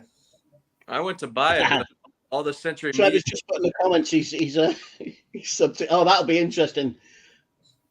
Oh yeah, he's from Scotland, mate. Then you're gonna love him. He needs subtitles. He really does. No, we need a stream between the two boys. Well, I was supposed to be doing a stream about 3 months ago with Dave and Mr. Boulder, but obviously I think because Mr. Boulder's doing a lot more bands now. He's in his band, doesn't he? And he's doing a lot of gigs. I don't think it happened. So I almost did a stream with Dave. So I said to him, maybe we kind of get him on here sometime. Yeah, which would be mental as fuck because you can't understand him today. Hopefully, James showing some heavy stuff. I can understand him when he texts messages to me. I don't know why, but yeah, he knows his stuff as well. He's had people play gigs at his fucking house, apparently, and stuff like that. There's bands gone to his house. Do you know his channel, Codi? I'm not aware of this guy, no. Cavernous Carnage 123. Cavernous Carnage 123. Yeah, I'm gonna check it out. 123, not 231. Yeah, he's got some collection. Fucking savage collection. I'll be honest. Sometimes even for obviously as an American, I can understand most of what you guys are saying, but some of the words you say, I don't have a fucking clue what they mean. So I got an accent. You'll appreciate his music, mate. His collection is all top notch. As Marty says, he's got loads of obscure early grindcore stuff. He loves his death metal. He's got a full 213. I told you were fucking man. Not 1, 2, 3, 2, 1, 3. Wait for the next comment. I think he's a Jeffrey Dahmer fan too. He is, yeah. I was chatting to him because he's done a. I didn't know he had fans. He's done a macabre thing. No, we don't say fuck as much as Dave, to be fair. He swears a hell of a lot. It's swearing Scottish word you can't stand, swearing Scottish word you can't stand. Are you actually sure they're swears? Ooh, it may not be swears. Might not be. It might just be random Scottish words like, I don't know, Scottish words. Hide and blue. Fucking, I don't know. He's a madman. Oh, no. The trouble is, a lot of his stuff's quite long as well. It's about 20 minutes, and I go, have I got time to watch 20 minutes of stuff I'm only going to understand about 3 minutes? It's amazing. The music, he loves his music, and he's got such a collection. It's awesome. I said he's got like full macabre stuff, and his collections. He's got albums and 7-inch singles and CDs and the whole lot. It's just unbelievable some of the stuff he's got. Yeah. There you go, Trevor's all right. You get in. You let us know what you think of our Dave. He's a bit of a ledge. I was hoping he'd be in the comments. He said he might watch, but that's fair enough. Never heard of him. None of them bands. Nah. Couldn't tell you. Ain't got a clue. No. Me and John like them. We're old. We like them. We're old. Yeah, they're all good. I like Budgie. Budgie, the Welsh band. Very good Welsh band. Are they not, Marty? Yeah, absolutely. Yeah, they're a great 70s heavy metal band. Like a bit of Budgie. Okay, well, we're still here. Oh. And since somebody just mentioned Sabbath, favourite Sabbath vocalist, gentlemen? Fuck. I'm going to say my dad's a Dio guy, but I like Ozzy stuff. See, I'm like your dad. as I'm obviously old, so I am like your dad. But I mean, yeah, I'm a Dio guy. The Aussie stuff for me sounded very drippy, hippie stuff at the time. Obviously now I appreciate it, and I know it's doomy. It's like the stuff that Josh doesn't like. A lot of that stuff is very doomy. It's very slow and drudgy and heavy. But when I was growing up, that was not music to me. For me, I wanted the heavy metal stuff. So as soon as Dio joined Sabbath, this seemed like more my music. Don't get me wrong. My mate had the Paranoid single, which weirdly had Snowblind on the B-side, which isn't on the Paranoid album. I know it must have been a reissue, but anyway, it was the 80s. But yeah, no, Dio was the guy, even though there was only the 2 albums, Heaven and Hell, Mob Rules. I prefer them to the Aussie stuff. Tony Martin, I'm not sure. I've not got an opinion about him, to be honest, because I've not bought any of his stuff. The random stuff, I liked the Ian Gillan, but that sounds like Deep Purple. That sounds like Deep Purple. Yeah, Born Again. That sounds like Deep Purple. That's why I like it, but it's not a Sabbath album, obviously. I liked the Glenn Hughes one, which is yet again is not a Sabbath album. That's more, a bit Deep Purple, I guess. Was that? I can't remember what it was called. I've got that one. I don't mind that one. We're not going to talk about the one with Ice-T, are we?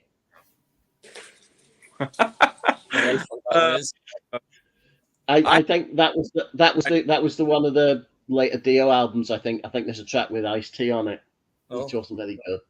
But I'm more of a Dio fan with Sabbath. I don't get. As I said, now I've got all the early Sabbath albums with Ozzy, and I fucking love it. It's great.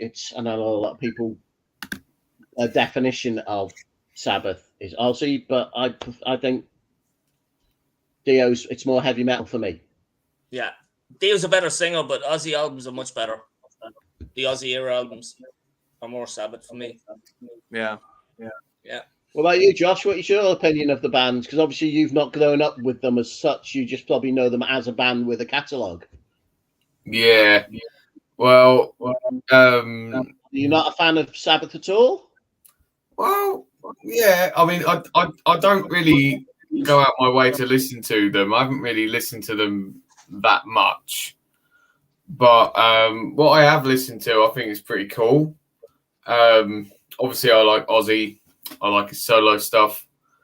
I think, because I've grown up with more of his solo stuff than Black Sabbath, I've always sort of chosen Ozzy's solo stuff over Black Sabbath.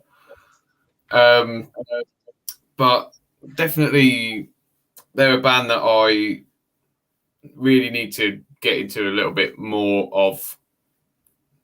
I haven't listened to them anywhere near enough as I probably should. But what do you think of Dio as a singer then, mate? What do you think of Dio as a singer? Either solo or with Sabbath, or do you not know his work that much, or you not really picked him up? I haven't really listened to too much Dio. I've listened to little bits, but it's that vocal style isn't really a vocal style that I'm into that much, to be honest. I've never really, like him and Halford, that sort of high vocal style. I've never really gotten into it that much. I've never, it's never really appealed to me. I'm not sure whether that's like I don't know whether that's like an age thing or something, but I've never really got Dio, to be honest. Yeah, let me jump in there. I've only got a few more minutes before I got to head out, fellas. But fair enough. To Josh's point, I was right there with you probably about a year or two ago. I like the heavier stuff, and then when I kind of went back and was like, okay, Judas Priest, Iron Maiden, Black Sabbath, that type of stuff, I didn't really, kind of get it, I guess.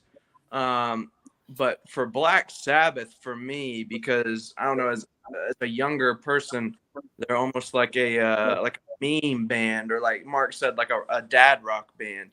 But when I went back and I was like, okay, I'll listen to some Black Sabbath. And now, like, I'm a huge Black Sabbath fan. Sabbath, Bloody Sabbath is probably my favorite Black Sabbath. But when I first heard Black Sabbath, the song, I was like, holy shit. Like, that blew my mind. Like, I was like just wow. Like, that song really kind of just opened up, heavy metal for me, I guess. And it's so, even the album cover, black metal, like, it's just so like atmospheric and fucking grim, so I really appreciate Black Sabbath now. But yeah, Sabbath, Bloody Sabbath, probably my favorite. But definitely check out the first track off the first album, Josh, and maybe that'll change your opinion on it, I guess, because it's more metal, I feel like. Yeah, definitely. Yeah.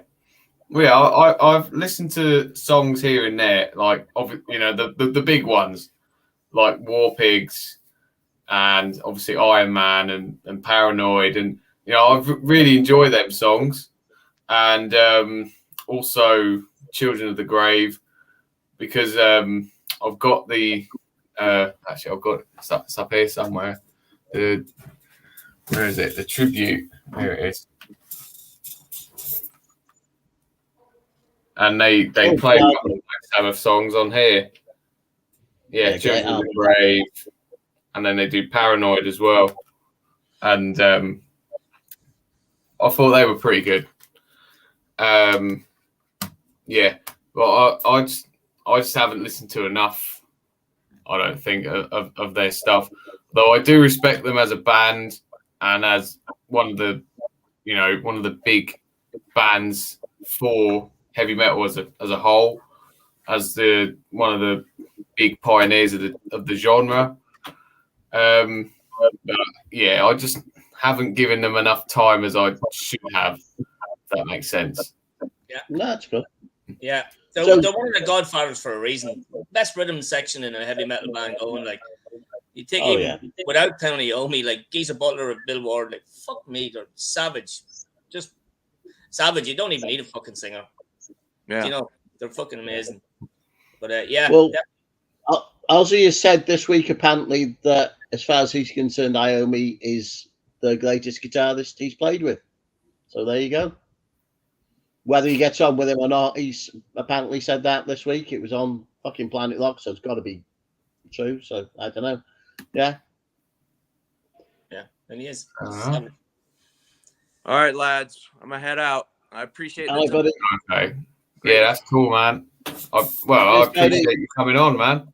If you ever need somebody to hop on again, just let me know. I'm usually free on the weekends and later in the evening, East Coast time. So just let me know. But appreciate the time. Nice to chat with you all for the first time.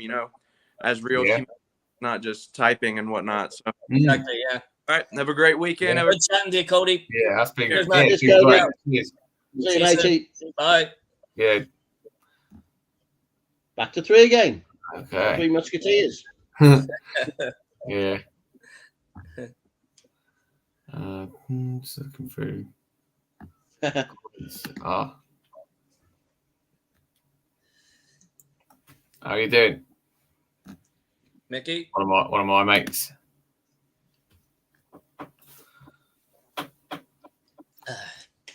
Yes, Josh, you've loads of stuff to listen to, and you may make a fucking list. Yeah, I've got a massive one on my phone. I've got a massive one. It's absolutely humongous. But yeah, we've all got them, Josh. We've all got, even at my age and at Marty's age, we've all got lists because the music is coming out all the time. And there's bands that I should have known back in the day, but you just missed them. Yeah, there's bands that I've got nothing but. I said, famous, allegedly death metal bands that I should know about. Yeah, got nothing by them. So we're all doing it, mate. It's just you can only get what you want, and you've just got to look at your and go, right, I'm going to try that one or that one this month, and just see how you get on. Yeah.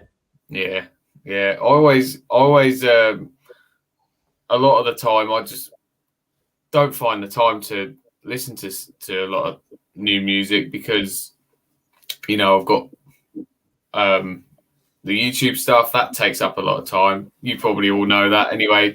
That takes up a lot of time, and also sort of just tying everything together, finding the time to sort of spare listening to a lot of new stuff, and kind of being in that mood to want to listen to a lot of new stuff as well.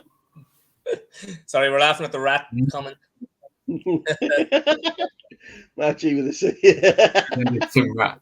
I have the perfect album. I'll send you one, mate. No worries. Yeah. There's just so much music. You can find 50 new bands every day. Every morning you get up, you can find 50 new bands. There's just so fucking much of it. So it's very hard to know what the fucking. That's why I like listening to a bit of everything. I listen to every genre that's going.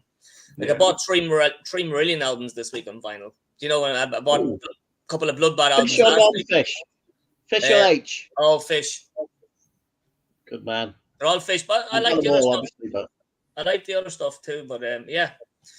Classic I need to buy the new one, I must admit. But Marillion are an awesome album. Awesome band. They're essentially two bands, aren't they? The Fish stuff is very like old 70s Genesis, basically, but with a new twist on it, which was new back in the day, and Fish's vocals are just awesome. But the new Marillion with H, it's a different. They're a proper.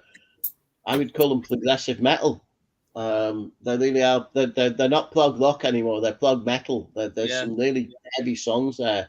They're like Porcupine Tree and bands like that. They're almost they're hitting the metal stream. Yeah. So that's why I think a lot of bands would probably like a lot of their stuff. A lot of fans would like a lot of their stuff. But yeah, no, as I said, I'm buying. Well, that's said I bought the new. Don't know if you watch Andy. Oh gosh, Metal Mogul. Yeah. What's he called himself? Yeah. Cloudy. Yeah. He said he's a Manic Street Preachers fan. Manic Street Preachers fan, as is the Beady Red Viking. Well, he likes the earlier stuff.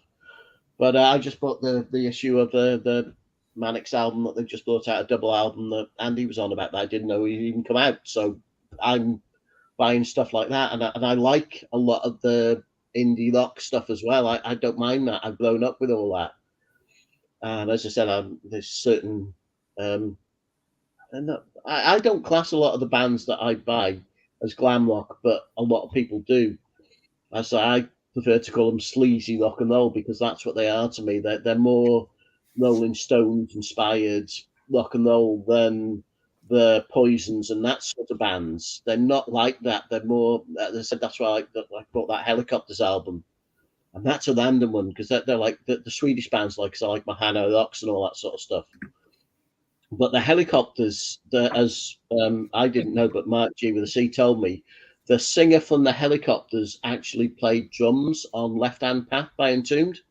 They're from that country, they're Swedish bands. Yeah. He started off in one of the best melodic death metal bands ever, and he moved into other stuff, and this was kind of like a side project, which is like a sleazy, guitar-y, punky rock and roll band. Yeah. And that new album that came out this year is fucking awesome. It's absolutely brilliant. It's like, that's the dude from Entombed. Go figure. But yeah, music is a great thing. It's like, and I don't slag people off for liking certain genres. I know we took them there. We're saying about the metalcore and deathcore and all that sort of stuff. It's like, I wouldn't take the piss out of people for liking that music, because if you like the music, you like it. It's music. Exactly, yeah. You know, and it's the same as you say, like, you know, people in Ireland seem to like the country music. There's probably some good country music out there. You have a listen to. I don't mind some acoustic-y stuff. I'm a big fan of the Super Suckers, who were just a Seattle rock and roll-y sort of band that just play, you know, sort of Motorhead inspired country, I guess you could call it almost. Just play rock and roll, and that's it's not heavy metal, but it's great music, and it's you know, you've got so much to listen to. I like different stuff. I do get bored very quickly with a lot of shit. So I do like. I'm the man that was made for the shuffle button. Yeah, I'll get all like these days. I lost a lot of the stuff I listen to when I'm doing housework or cutting the grass or whatever. Put my headphones on and get me Amazon Music with all the stuff that I bought, which is fucking a lot, as you know, from Amazon. And you get your music that you can listen to from there. And I go to my Amazon player and I go, right, select all the stuff I've had in the past 6 months, put a shuffle and listen to it, all of it. And it's great. Yeah. I'm the same. I mean, music's all about mood. I mean, I could get up like one morning and probably give the best thrash metal album in my hand in the world. Go, I don't fucking want to listen to it though. You know what I mean? It's all about mood. Like, I mean, I can't understand anybody just concentrate on one genre of music. Like, it's just, I don't know how to do it. If they do it, fair fucks to them, but I can't do it. I need to listen to a bit of everything. That's why I buy a bit of everything. It's the only way. It's all about mood. Yeah. But yeah, that's just my fucking tuppence. Yeah, that's fair. Well, yeah, I think sometimes you probably do need like a palate cleanser if you're listening to one thing at one time, and then it can kind of get samey and stale. So you need something. This is it. Yeah, something like that. Yeah, just to apart from that one, obviously. Something like that, just to but, just to sort of. Well, yeah, it's like a palate cleanser, really, and sort of something a bit different, so then it doesn't get too samey. Yeah, I can understand that. Yeah, absolutely, that's the way it is. Definitely. Yeah. Well, we've been going for 3 hours now. Wow. Is there still people watching us? 12. Yeah. We've got 12. Well, it's not bad. That's pretty good. I mean, hello everybody. Hello. Yeah, everyone watching, really, really appreciate you stopping by to watch this, especially if this is your first time on my channel. I appreciate that even more. And all the support that you two have given me, getting this stream out there to people. Yeah, it's been good. We'll have to do more. It's been good fun. And go by the comments. People enjoyed it there. There's a good comment there for you, Josh. Quite envy in a way, Josh, because you like the bands. Mark G. It's a good comment. Definitely. Yeah, so much stuff out there. How are you getting on with your boat thrower stuff, mate? Yeah. How are you getting on with the boat thrower, Josh? Yeah, I'm enjoying them. Well, have you got them all yet, or? I haven't got any more than what I've got. I still have the 3. I picked 2 up from my birthday back in April. But I haven't really gone in any more apart from the 3 that I have currently. Mainly just because I've been getting into a lot of other stuff. But a lot of people put them out there with like Death. A lot of people say that Bolt Thrower like Death in that they haven't got a bad album. They're one of them ones that have a discography. You can pick up any album and listen to it and go, yeah, solid album. Yeah, they've not got one. They go, oh, that's a bit shit. But so anyone that you pick up, you should enjoy. If you've got them all, haven't you, Marty? I have, yeah. They're one of my favorite bands, death metal bands. So yeah. Absolutely. Yeah, that's great. And Death and Bolt Thrower are amazing, amazing bands. Yeah, I need to listen to more Bolt Thrower. I've got a couple of albums, sort of either side of the ones that I've got currently that I probably will have a look at next. Yeah. Okay. But I can't quite remember which ones they are. Which ones did you pick up, mate, for your birthday? I got Realms of Chaos and the Fourth Crusade. Well, I think Realms of Chaos is probably my favourite, I must admit. It's just early on enough, and just But what are you, Marty? You're more of a War Master, or you're sort of a bit further on? Like all the old stuff, whatever first album you heard, like Leprosy's my first Dead albums, that's my favorite. Same with most of the bands. So War Master was the first Bolt Thrower album I heard. I still fucking love it. Yeah, but well, Chaos was my first one, so yeah.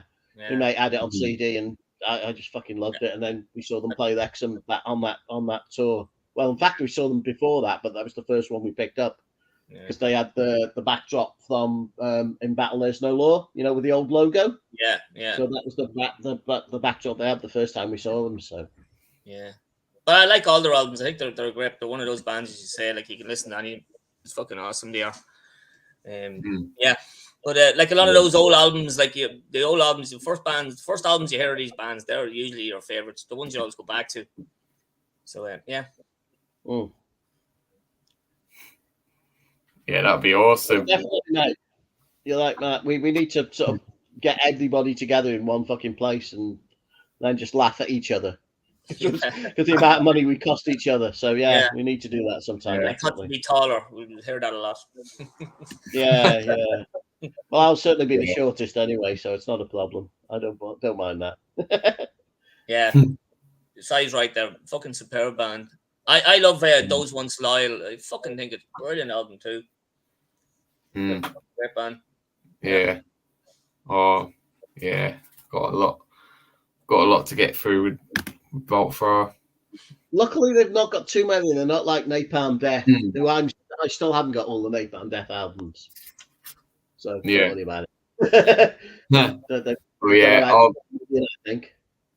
Yeah, I'm sure I'll get there eventually with Bolt Thrower. They're not gonna go away. VC Stag Do. Si's getting married. We're all gonna have to go to Manchester for that. Oh, that'll do me. I can do Manchester. That's close for me. So yeah. Congrats, Si. Yeah, for Victory. What it's a fucking great album too. Yeah. Let's get messy. I think he's talking to the missus. Hey, there's Gordon. Hey, what's up, Gordon? Northern Ireland won 2-1. Did Ireland win though? We're beating Scotland 1-0. Have a quick look. Whoops. Football. It's gone back to football all of a sudden now. Let's have a look. Well, I can't say Scotland 1-2-1. I'm afraid to say, Marty. Jesus. See you later, Mark. Yeah, see you, Mark. Oh yeah. Wow. EPs. All right. Well, I'm not sure what you want to. I've got to be honest. We've gone a bit longer than I thought we were going to. I wasn't expecting us to go on this long, but I don't mind. Do you want to be on the edge, Josh? Wrapping up. I don't mind wrapping up if you're all right with doing that. Yeah, we'll call it a night, lads. Yeah, I think we can call it a night. It's been good. Yeah. It's been fun. For me, it's a bit late. I'm usually in bed by now, but I'm just starting to get warmed up, if I'm honest. But it's I've been doing this for a lot more years than you, Josh. I'm on water now. Yeah. I just can't do it more than one night on the more. As I said, as I found out at Death Fest, I can't do it 2-3 nights on the run anymore. I can do one night, and I can do it all the way through the night. See you later, Simon. See you, buddy. Yeah. See you, Simon. Yeah. Yeah, I think we'll call it a day here. I think we've done good. We've done good. Yeah. Cheers, Simon. It's been really enjoyable. I hope it worked well. Yeah, I think so. My poor old Gordon. He thinks we're stopping just because he got here. No, that is not the case, man. Yeah, Gordon's on. Let's go. Yeah, Gordon, you fucked it up, man. Yeah. It's because of the Ireland result. That's what it was. What's it? One night needs 2 to recover. Yeah, you're right, son. Oh, I think yeah. we're talking about the stag do, not the stream. Yeah. Hopefully. Yeah, guys, we'll have to do it again soon. Yeah. Thanks, mate. You can get it. Yeah, I think that'd be really cool. Yeah. Yeah, we'll get Dave on as well. We'll get yeah, we'll go for 8 cubes the next night. 8 cubes the next night for the crack. I'll see how I'm getting on. Obviously, I may or may not be able to do one. I don't know, mate. I don't know when the treatment's going to kick off and all that and how I'll feel. But if you do one in a month or so time or whatever you want to do it, I'll see how I am. If I'm up for it, yeah. If not, I'll just fucking watch you guys. So yeah. Either way, John, you can chip in on here, John. Don't worry. If I don't feel too bad and it's not kick my ass, then I'll stick my face on here for a couple of hours, and if I can't do it, I'll say, guys, I'm out, and I'll turn it off. So yeah. You'll have plenty of time for more streams on here, like around Christmas or after fuck Christmas. Yeah. This was cool. Thanks, Josh. Nice one, mate. Thanks for inviting us. No, you're welcome. I'm really happy that you wanted to do it. Yeah, it was good to finally talk to you. It's not just fucking talk to a camera and record it like messages. Yeah. That's a universal thing for typing, by the way. I'm not just maybe Galen. So. Yeah. Well, yeah. It's thank you, fella. Yeah. Awesome. Right. And I'm gonna have to go now because more importantly, the dog wants me to let him out so he can go for the piss. So. Well, who's going for a piss? Guys. All right, lads. Good night. Cheers. Pleasure. Yeah. Thanks, Josh. Excellent. Yeah. Cheers. Good night. Bye. Bye. Bye, Josh. Night. Right. Hang on.